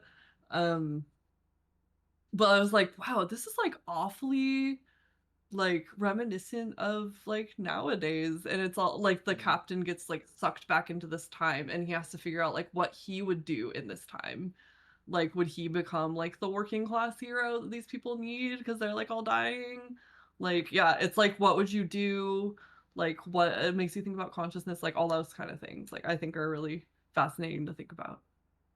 Yeah, I like it when there's like a piece of media that kind of like invites the audience to kind of be a bit more reflective.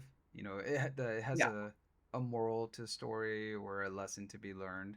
Um, yeah, I've heard nothing but good things about like the old school Star Trek shows.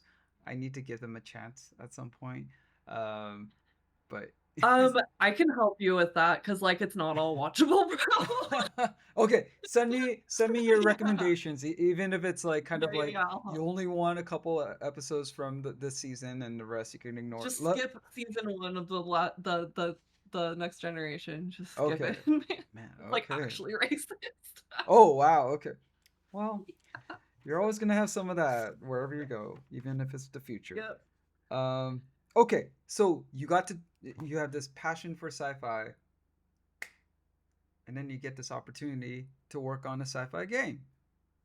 You want to tell Hmm. us a bit about that? Like, because we've Yeah. got some of your images running in the slideshow, and you know, really cool stuff. And I'd really love to hear just what your experience was working on Concord. Yeah, it was really awesome. Like I honestly like when I was hired on, it was like a dream job. And little did I know what was gonna happen to it later. But at least when I got onto the project, it was magical. Like so I had never really like been to Bellevue, Washington. They flew me out there, and I came in for an in-person interview, which nowadays, I say nowadays, like this wasn't just like 6 years ago, but like it seems like a really, really freaking long time ago. Um, like yeah, I go in person back in those days, and I go into like the one of the rooms where they have like all the concept art just like printed out and pasted all over the walls, and it was all like really early character stuff for Concord. And I was just looking and I was like, this is like the most amazing thing I'd ever seen, because it was all Ryan Demita's sketches. I think yeah, it was Ryan Demita, it was Adrian Marjak. I always Marshak. Adrian Marshak. Okay. Marshak. And a few other artists who were contractors. And I think like Joe Cross was working with them. I don't even remember who was working with them at the time, but they had already been working on the project for like 2 years. And they were doing like blue sky character idea sketches. And like these were wild ass characters, like with like because they had like in the game there's like magic users, there's aliens, and there's robots. So like the idea is they weren't so sequestered off back then, which I think is honestly, like humans, we love boxes, and like we don't need them all. Like I'm just gonna say that. Like we do not need them. Like we need to evolve past. But anyways, what I'm trying to say is um like yeah, the magic powers they were thinking of were like crazy crazy stuff that I can't talk about because NDA and all that. But I will say that I don't know who it was, but somebody leaked like one of the early art books for Concord, and that's what I walked in to see. Yeah. Oh, So wow. if I don't know where that leads to, where you can find it, any of that, but like it was freaking awesome. But yeah, like working on it was really fun. And like yeah, they just wanted us to work on what we wanted to work on most, because they were like, if you're passionate about it, you're gonna be good at it at first. So we would just like one person would dive in really hard on a character. And then we'd like hand it off to somebody else, and then they would add their thing. And like Hmm. I don't think every studio does it like that. And Yeah. like it was it's a little odd to be handing stuff around, because then like nobody could decide, and then it was like too many cooks in a kitchen kind of situation sometimes, which is what happened with some of those character designs. And then we started getting outside from the art department feedback, which is good. Like that's normal. But a lot of times it would supersede the art director, and that happened many many times. And I won't go into that anymore, but I will say that like a lot of cool stuff remained. Like I worked with like the art team that I worked with was a dream, and like amazing, and like everybody will say that too. And like the contractors were like artists that I had been like looking at their work forever. Like I worked with Shang Lam and Noax, and like they came all the way from Manchester to come over here to the US to hang out with us. And like I worked with um like Derek and Matt. I forget Matt's last name, so sorry, Matt. As contractors as well. But yeah, like everyone, the new people we were bringing in, we were like pulling them out of school. Like we pulled Josh Young out of school, and he just like, I don't even know what he's doing now, but he would just like do a million little sketches of like weird ideas, and like it would be so entertaining to look at. Um, yeah, I wish everybody could look at all the concept art from Concord and like really see what we were doing. Because yeah, like the AAA kind of pipeline and just the way that games, like AAA games, are structured happened to Concord. And like I don't want to go too much into the negative, but like at least being on the art team was like amazing. And like Yeah. on my next full-time venture, like that's the kind of team I want to be on again. Yeah, no, I mean, like, having looked at like a great deal of the concepts that you created, and like a lot of the other artists that you'd mentioned, it seems like it's like there was a lot of care put into it in terms of like, the world building. Like, there was the desire to sort of have like, episodic like I'm not sure if it's in-game or CG movies, like for Mhm. every like I guess content drop. Like it seemed like there was a lot more of this world that was that had already been figured out, but unfortunately it just didn't get to see the light of day. Um, Yeah, it's the way it was presented as well, as like the galactic guide where you like click on a planet and text comes up. Like people don't really necessarily want to learn about lore that way. mm. Like people who are really into writing, well, like some people really like it. But yeah, like I mean I played Mass Effect too, and I read the marathon lore too. Like I'm kind of one of those people too. But like most people just want like the storytelling to come from the world. And like we could have told it through skits a lot better. And like there's yeah. I mean, thousand things you could do better. But yeah, we did have this very deep world all figured out, you know. How did it feel seeing like I remember when it wasn't the first trailer. The first trailer was with the like it was a focus on the burger on the ship. But I think the second one, like the where they had the big action scene in CG, like how did it feel kind of like seeing that world realized like in a very I guess like extravagant way. Like, I guess like having you characters that you worked on modeled, in a very realistic fashion. In I think it was like for one of the PlayStation showcases. Like, how did that feel for you? Yeah, that was for the state of play. State play. It was really cool for me seeing that.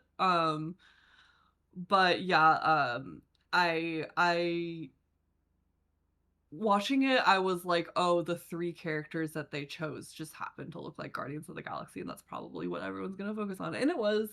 Um, but they did show like some like really cool stuff like Vale the sniper, like they showed how her like robot legs worked, like which I helped me and Kevin Cruz help design those. He's another really great artist you guys should look up.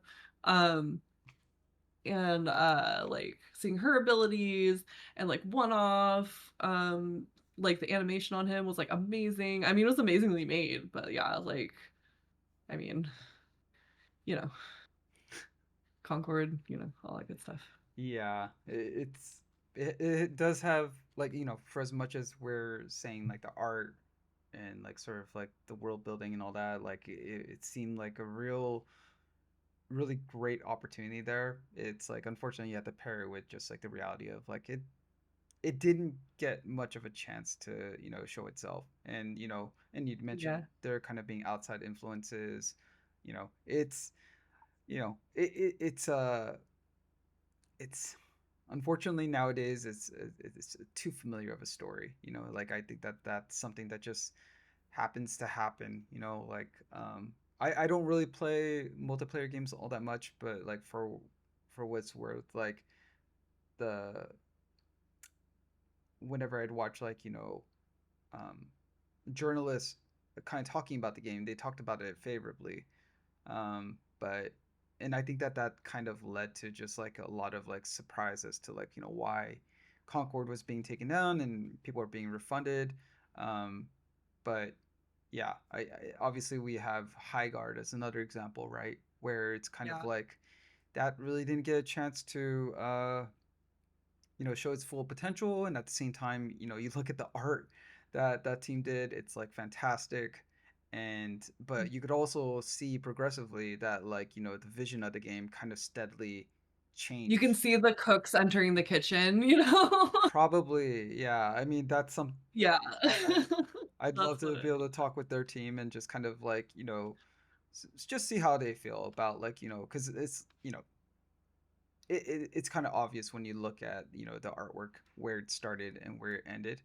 um The exact same thing happened to Concord. Like if you look at it from the beginning to the end, like it will tell its own story. You don't have to. And some people were figuring it out. Like some people like cuz I would read comments and stuff it's like somebody's got to like actually figure out the real story. And like, a couple people did. A couple people did. Good on you oh guys.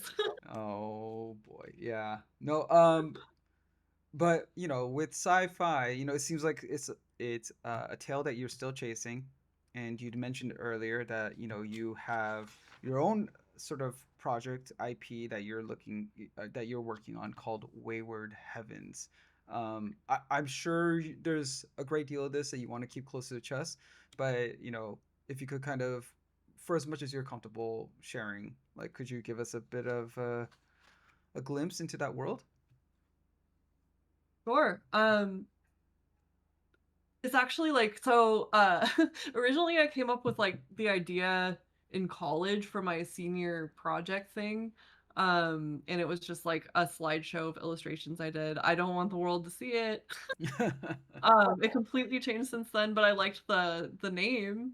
So I kept the name and I just kind of use it as like something to make portfolio pieces from. Like there's ways you can make portfolio pieces and like I've thought of doing it other ways. And I've seen artists be very successful using just like what if I mix this animal with this animal? What if I like drawing like a Met Gala dress as armor, something. I have tried doing that before, but I'm a lore person and I like ongoing stories. At least like paying attention to ongoing stories when I enjoy them. Um and I want to build a world.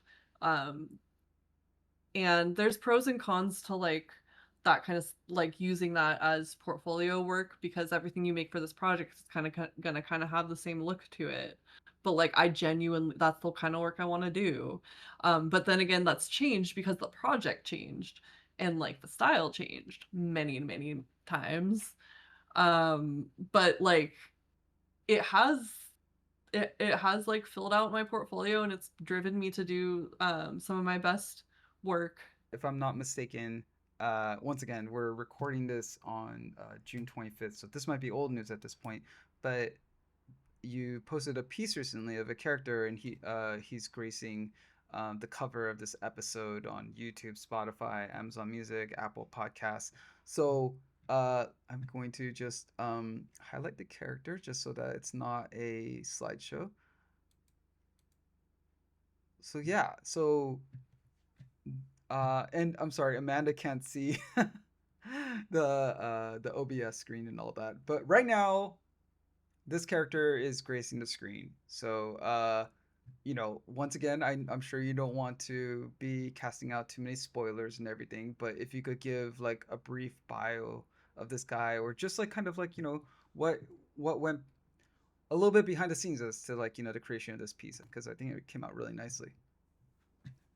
Sure. I'll read the description I put on Instagram because it's better than my ADHD riddled brain can come up with on the spot. Okay. Um, exploration of his name is Austrennus Regulus, first Archon of the New World, who is God King. Basically, he was ordained by God as the God King, and everybody believes this. Not everybody, but like maybe he is. Ruler of his society called the ghosts who occupy all leadership positions and set the culture behind the scenes. He is wearing one of his customized suits of armor and a ceremonial helmet. Icons are logos of secret AI religions and corporations, secret societies, and dark magic sigils. Here he is depicted unveiling his latest godlike creation, the Black Box. Um, so briefly, like this guy mysteriously has just been alive for a really really long time. um at like in the story it's like it could have been like 1,000 years and like nobody knows how, but like he's got something going on, like he has some kind of magic going on and like everybody wants to be him, like everybody wants to have that kind of longevity.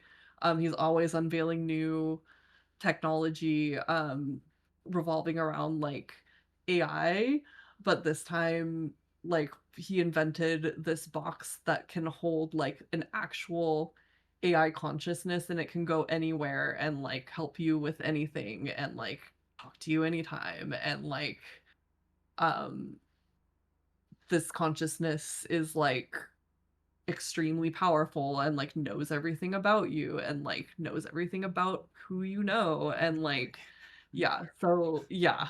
That's another part of the story that I won't get into anymore, but basically he's like, I have the answer to everything you've ever asked right here in this box.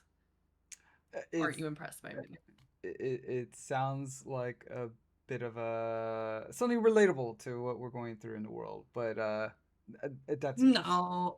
So basically, okay, so basically what he's supposed to be. No, no, no, So no. he You don't need to spoil. I'm just speaking to just Oh, like. no, no, no, this is not a Oh, spoiler. okay, okay. I'm sorry. Um, so my I wasn't quite sure how to like pin him down, but what I really thought about the other day is like he's basically if like the tech oligarchs of our time were like actually cool and like actually like invented things that well, I'm not saying they don't invent things people want to own, but like crazy stuff, like mind-blowing, like I have captured or created a consciousness that knows literally everything.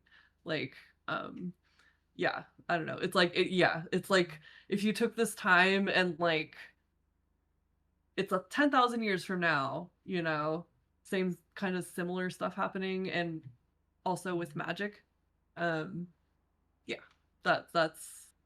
that's the very, very, very quick and dirty, like original idea of this character. And there's a lot more to him Yeah, and as well. what I meant by relatable, I'm not sure if you were just joking or play along, but like the relatable aspect is like it seems like what's in that box is like AI on acid, and Yes, yes, yes, yes. yeah, Oh okay, yeah, sorry.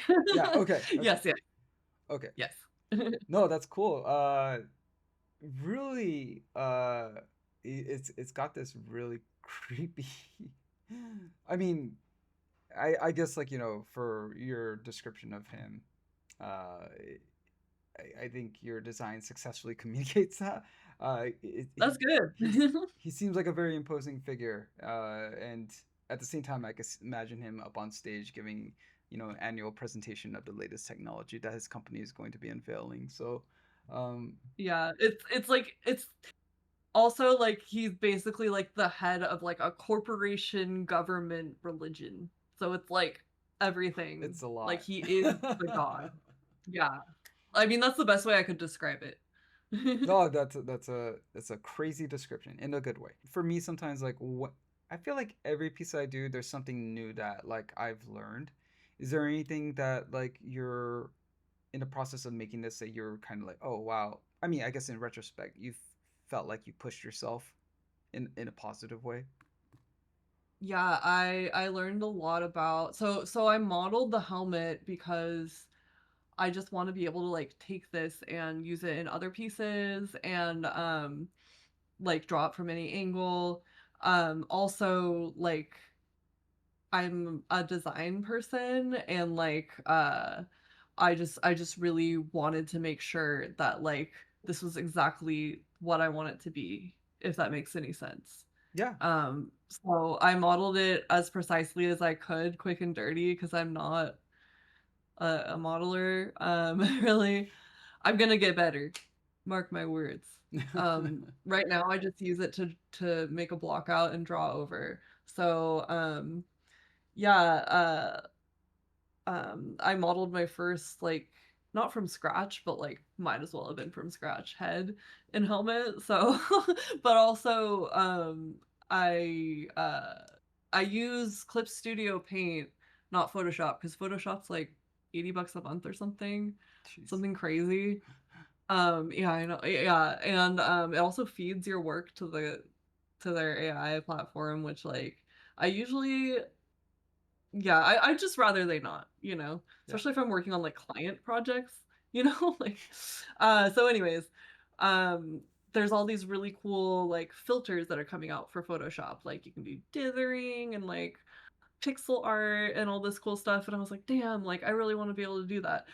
So I just spent like many hours finding because Clip Studio has that too. You just have to look through their library, finding like the closest thing I could and like jerry rigging it to be exactly what I wanted for this piece. And I think I finally pulled it off eventually.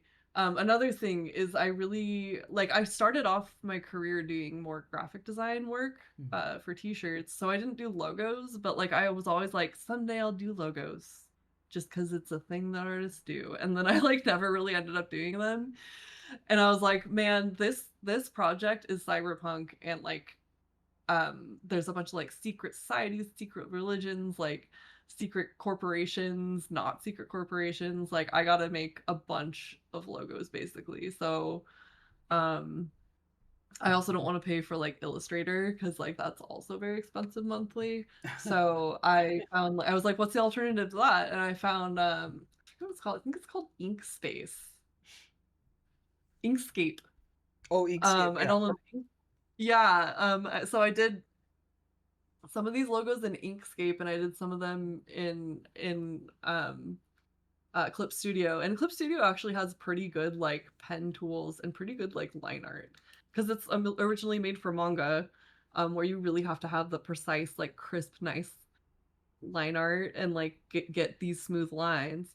So it does lend itself pretty well to doing graphic design. I took like some inspiration from what I was learning there and like things that I know about like branding and things that I know about symbols and things that I know about like what symbols mean and like what these could mean for the story. So yeah, I just made a bunch of those. And it was fun. Cool. No, I mean, when I look at this, it looks like you had a lot of fun. I- Yeah.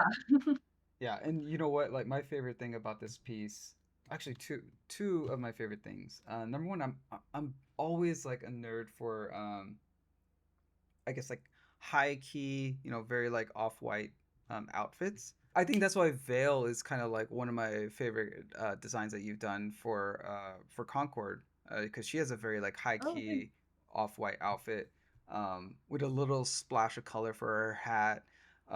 But yeah, Mhm. I'm always a big fan of stuff like that. But also the pauldrons. Like I really like these pauldrons. Like they look so industrial and heavy, but Yeah. and it makes for a really cool silhouette. I mean, it seems like there's a theme of like protrusions, in terms of protrusions on the elbow, protrusions on the head, protrusion on the pauldrons, even on the neck piece. You have like a theme going on.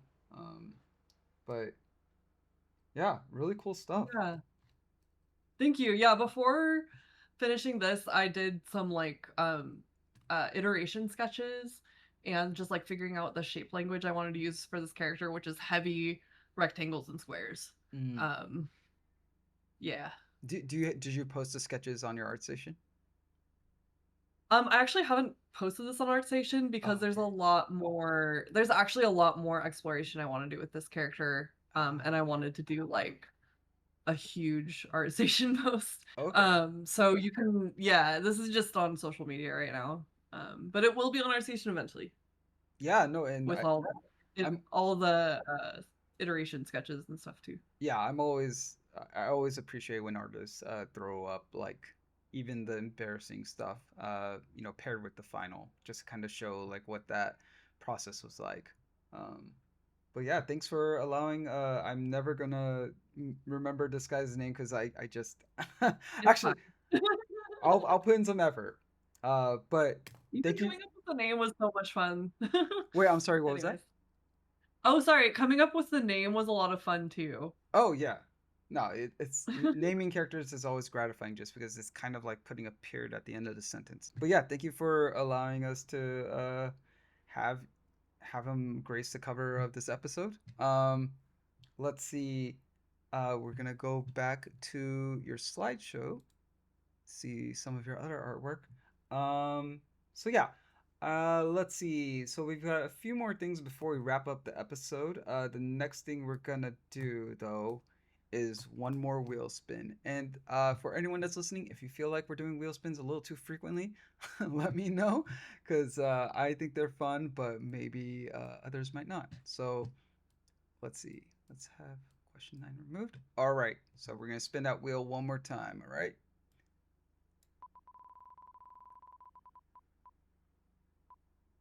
All right. Question 4. And I'll take the slide or the spinny thing down. Question 4. Okay.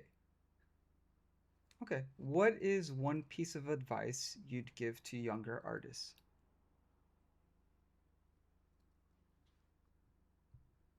Yeah, I just say pick like what you want to draw more than anything. Like, what kind of project is your dream project to work on, even if you don't see it out there. Um, and like just dive into what you are drawn to make art about. Be your authentic self. I think that's really, really important, especially right now. Um, if your authentic self wants to draw just like Blizzard and work at Blizzard, then that's awesome, and you should go ahead and do that. But you shouldn't feel like you need to do that if you don't want to. Like if you want to make your own stuff, your own world, like just dive into it. Um, and find artists that are similar to what have art similar to what you want to make and like what you want to do, and maybe even like reach out to them. Like I reach out to artists sometimes, like even as a professional, and I'm like, hey, like can you like look at my portfolio and stuff, and like especially if they're in the area, I'm like, hey, we can like grab coffee if you want. um they don't really respond, but like uh maybe someday they will, you know what I mean? And I also have like friends that I know that like I ask to. But what I'm trying to say is like just be bold, and like don't let fear, like oh my god I'm not getting work, like oh my god, like all that stuff, which is very valid, like don't let it overcome your thoughts, I guess. Just Mm, like acknowledge that it's there, because if you're not like acknowledging it, you might come in for like a very rude awakening at some point. um So just like know what's going on in the industry, but like don't let it get you down. Is what I'm trying to say. And like look at other people's portfolios that are similar to yours, but also like don't get too caught up in like competition, because like yes, this industry is competitive and stuff, but like it's made that way. It's not like innately like that, like art isn't there. Like I ideally there should be like a studio project for everybody. It's just the society slash you know world that we live in right now isn't conducive to art all the time. um and like it's not your fault, like especially if you're doing everything to like make sure that your portfolio is like authentic to you, that it's industry standard, that it can fit like probably a few studios out there, like you're already fine. And honestly, if you're getting attention, especially from people who like aren't in art, or like you're getting commissions or getting interviews, like you're on the right path. And like even if you're not getting hired, the fact that you're getting reached out to and getting attention means that you can use that to see that you're like going down the right track. And if you keep going, and if you keep being authentically yourself and like working on what you're passionate about, you'll eventually get something. Like it's kind of inevitable if you don't stop. And if anything, if nobody says yes to you, um, which is like I feel like it's impossible, like you'll just become super popular online, and like it'll happen anyway. So what am I saying? It'll happen anyway. Then people will be like, that guy draws the best spaceships I've ever seen, you know? I've grown used to kind of telling them like, it's just a matter of time, right? Um, and it's like that. I mean, I think for the people that I've said this to, they understand that they could read between the lines, but it's like it doesn't mean to also be complacent, right? It's like there's Right. always opportunities to grow, and it's like, back when I went to when I was in art school, it's like, yeah, sometimes you could kind of tell like, the people that were making an effort and people that weren't, and then sometimes I'd see people that, would end up, not making it through a course, and they were kind of like frustrated, and I just didn't know what to tell them at that point, right? Because it's kind of like, well, I mean, you know, the effort should be obvious, right? And Yeah. I understand at the same time sometimes effort is not fully recognized, right? It's like um, sometimes you just have like injustices happening, and that's not fair. Yeah. But I think that like you know, obviously, Dodgebrush podcast is not always going to be concept artists talking. I do want to be able to expand it beyond that, but I think that it's just like concept artists. I think there's a lot of competition. There's a lot of specificity in terms of needs, and so it's just one of those things where it's just like I do mean it in terms of like yeah, like it's a matter of time, but that has to be coupled with like a lot of effort, and it's Yeah, I think I tried to say that. Yeah, you should definitely be paying attention to like what does industry standard work look like, and you yeah. should be definitely, if you're not in art school, definitely take classes. Um, yeah, just yeah. Oh, another thing, this industry of like concept art or whatever, like it covers a lot of things, but like no matter what kind of concept art or design that you're doing, um, it's definitely not for everybody. Like you really Mm, have to love it. Like if you don't love it, if you don't have like the drive, like you said, like if you're taking a class and like your heart's just not in it, like you're I'm sorry, the last one I'll say you're not gonna make it at all. yeah. Like I probably. Um like I think a lot of the real competition is how driven are you and how devoted and dedicated are you to improving your craft, but not just improving it to get a job, improving it because it fulfills you in some way.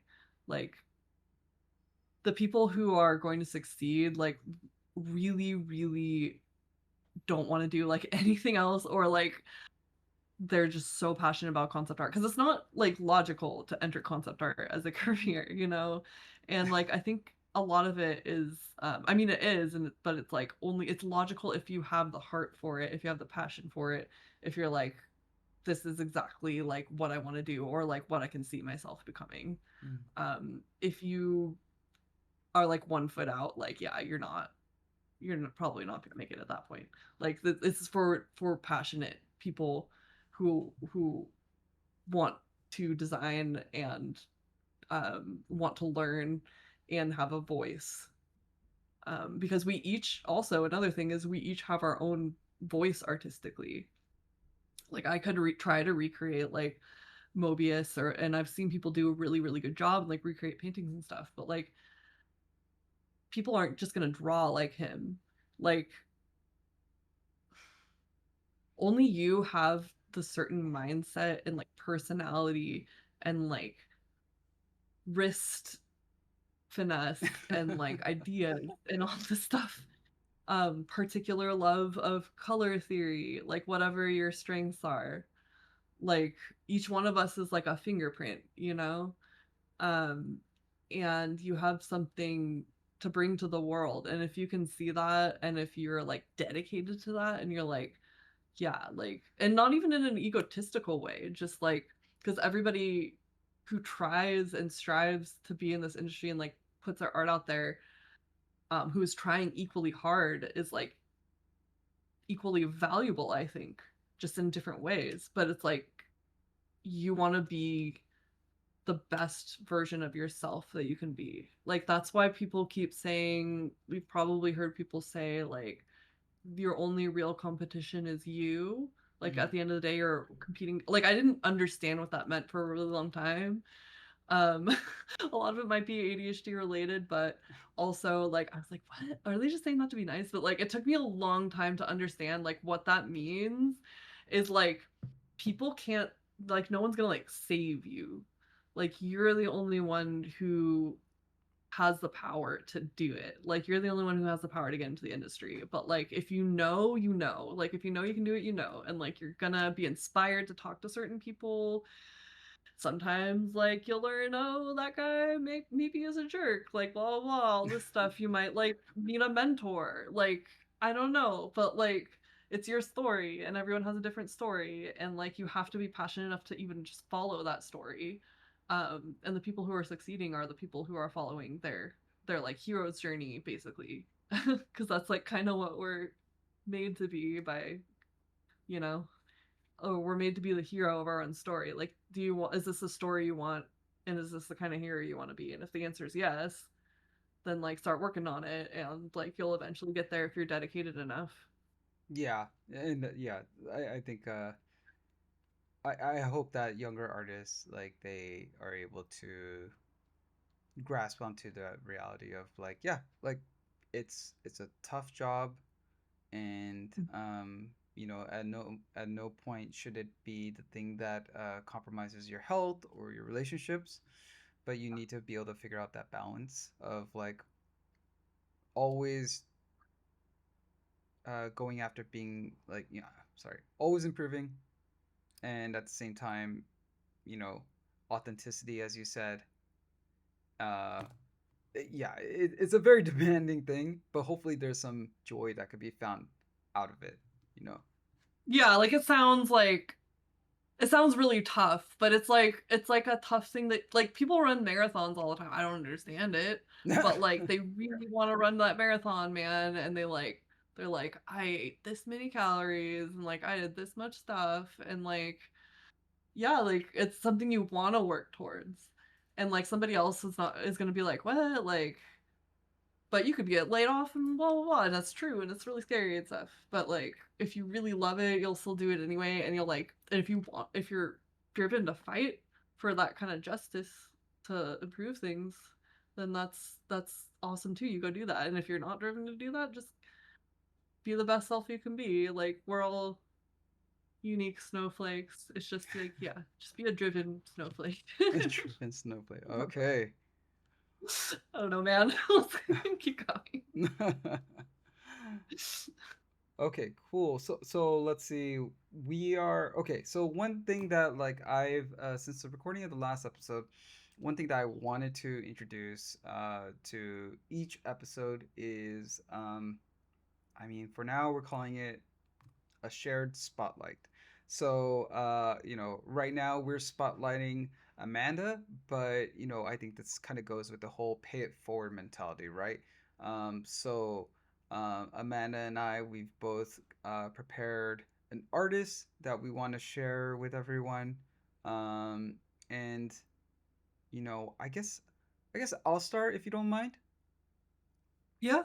So, the artist that I wanted to highlight today on ArtStation is Antone Bach. So Antone, let me just make sure this is reading right on the screen.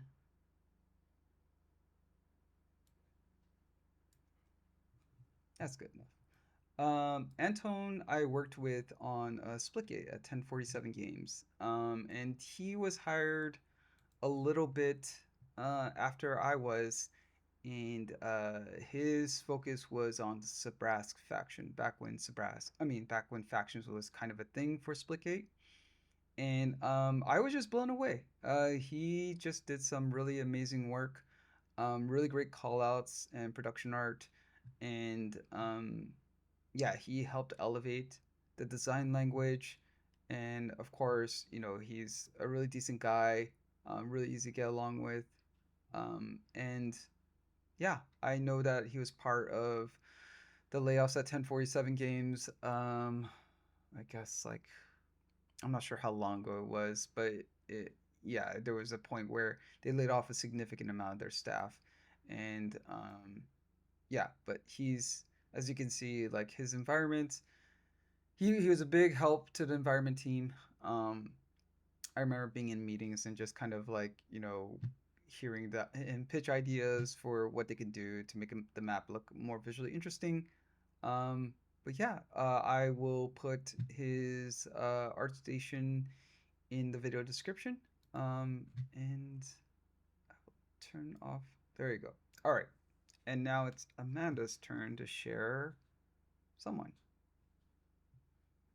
Yeah, I can't see the screen, but the the artist I'm highlighting today is Ben Nicholas, and he's also known as Belgian Boolean on, I think, just all social media.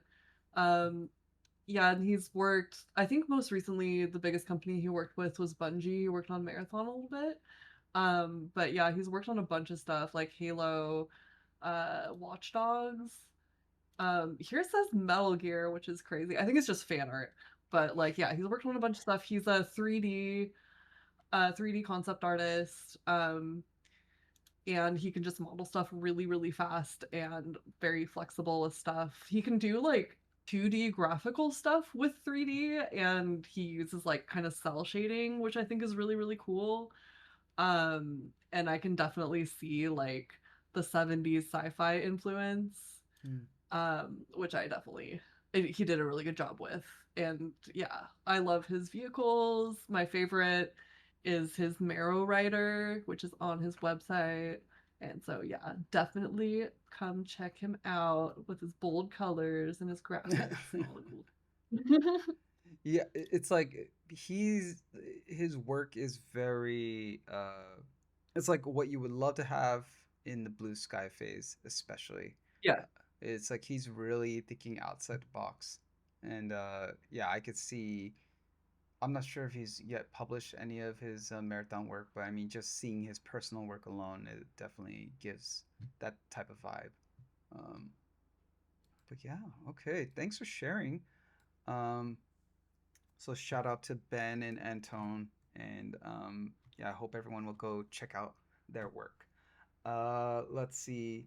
So lastly is plugs. So yeah, this is another addition to the show. You know, whether it's just your Instagram or ArtStation, or if you want to tease us about a project that's coming up. But Amanda, I think you have something a bit more specific that you want to uh, kind of let the audience be a bit more aware of. Yeah, I have a mentorship, one-on-one mentorship program through Huckleberry Art Academy. There's actually a lot of artists who have mentorship programs through Huckleberry Art Academy, but we're each like really specialized to what we do. For me, like I am here to help people who want to get in to like the entertainment industry, mostly the game industry. But I can also talk about other industries as a concept artist or like visual developer. Um, I really like working one on one with people, and because like everything's catered to you. Like what any question you have that I have an answer to, which isn't everything, but I'm here to cater all of my advice to you. I'm here to cater everything I know to you. So especially if you do work that's similar to mine, like if you do sci-fi, you do characters, um, and another thing I can help with is stuff that's not art that's equally as important, like working on your mental health, um, when to take breaks, like how to plan out your time, how to do contracts, how to deal with timesheets, where to find freelance work, um, what helps you get freelance work, what helps you get full-time work, what you should take out of your portfolio. I can answer all that stuff. So I'm basically here as like your um your your mentor, yeah. Your mentor and your helper for like navigating this industry. If you would like to work with me, just go check out Huckleberry Art Academy. Yeah. Or any of the other artists there because they're also amazing. All right, and we will throw in a direct link to Huckleberry Art Academy in the video description. So be sure to check that out. And hopefully, this interview has kind of helped giving you a chance to get a sense of what type of person Amanda is, and you know all the knowledge and wisdom and experience she's able to contribute to your journey as an artist. Um, but yeah, Amanda, thank you for joining me on the second episode. It took a while to get this thing going, as we touched upon earlier, but I'm so glad that you were able to make time for us and to just share a bit about yourself. But yeah, thanks everyone for watching. I don't want to say like and subscribe, but I hope you'll stay tuned for some upcoming content that I've got planned out. A little teaser: the next main episode will be with two guests, neither of whom are concept artists. So yeah, but yeah, hope everyone would have had a happy 4th of July, and thanks again for tuning in. Bye bye.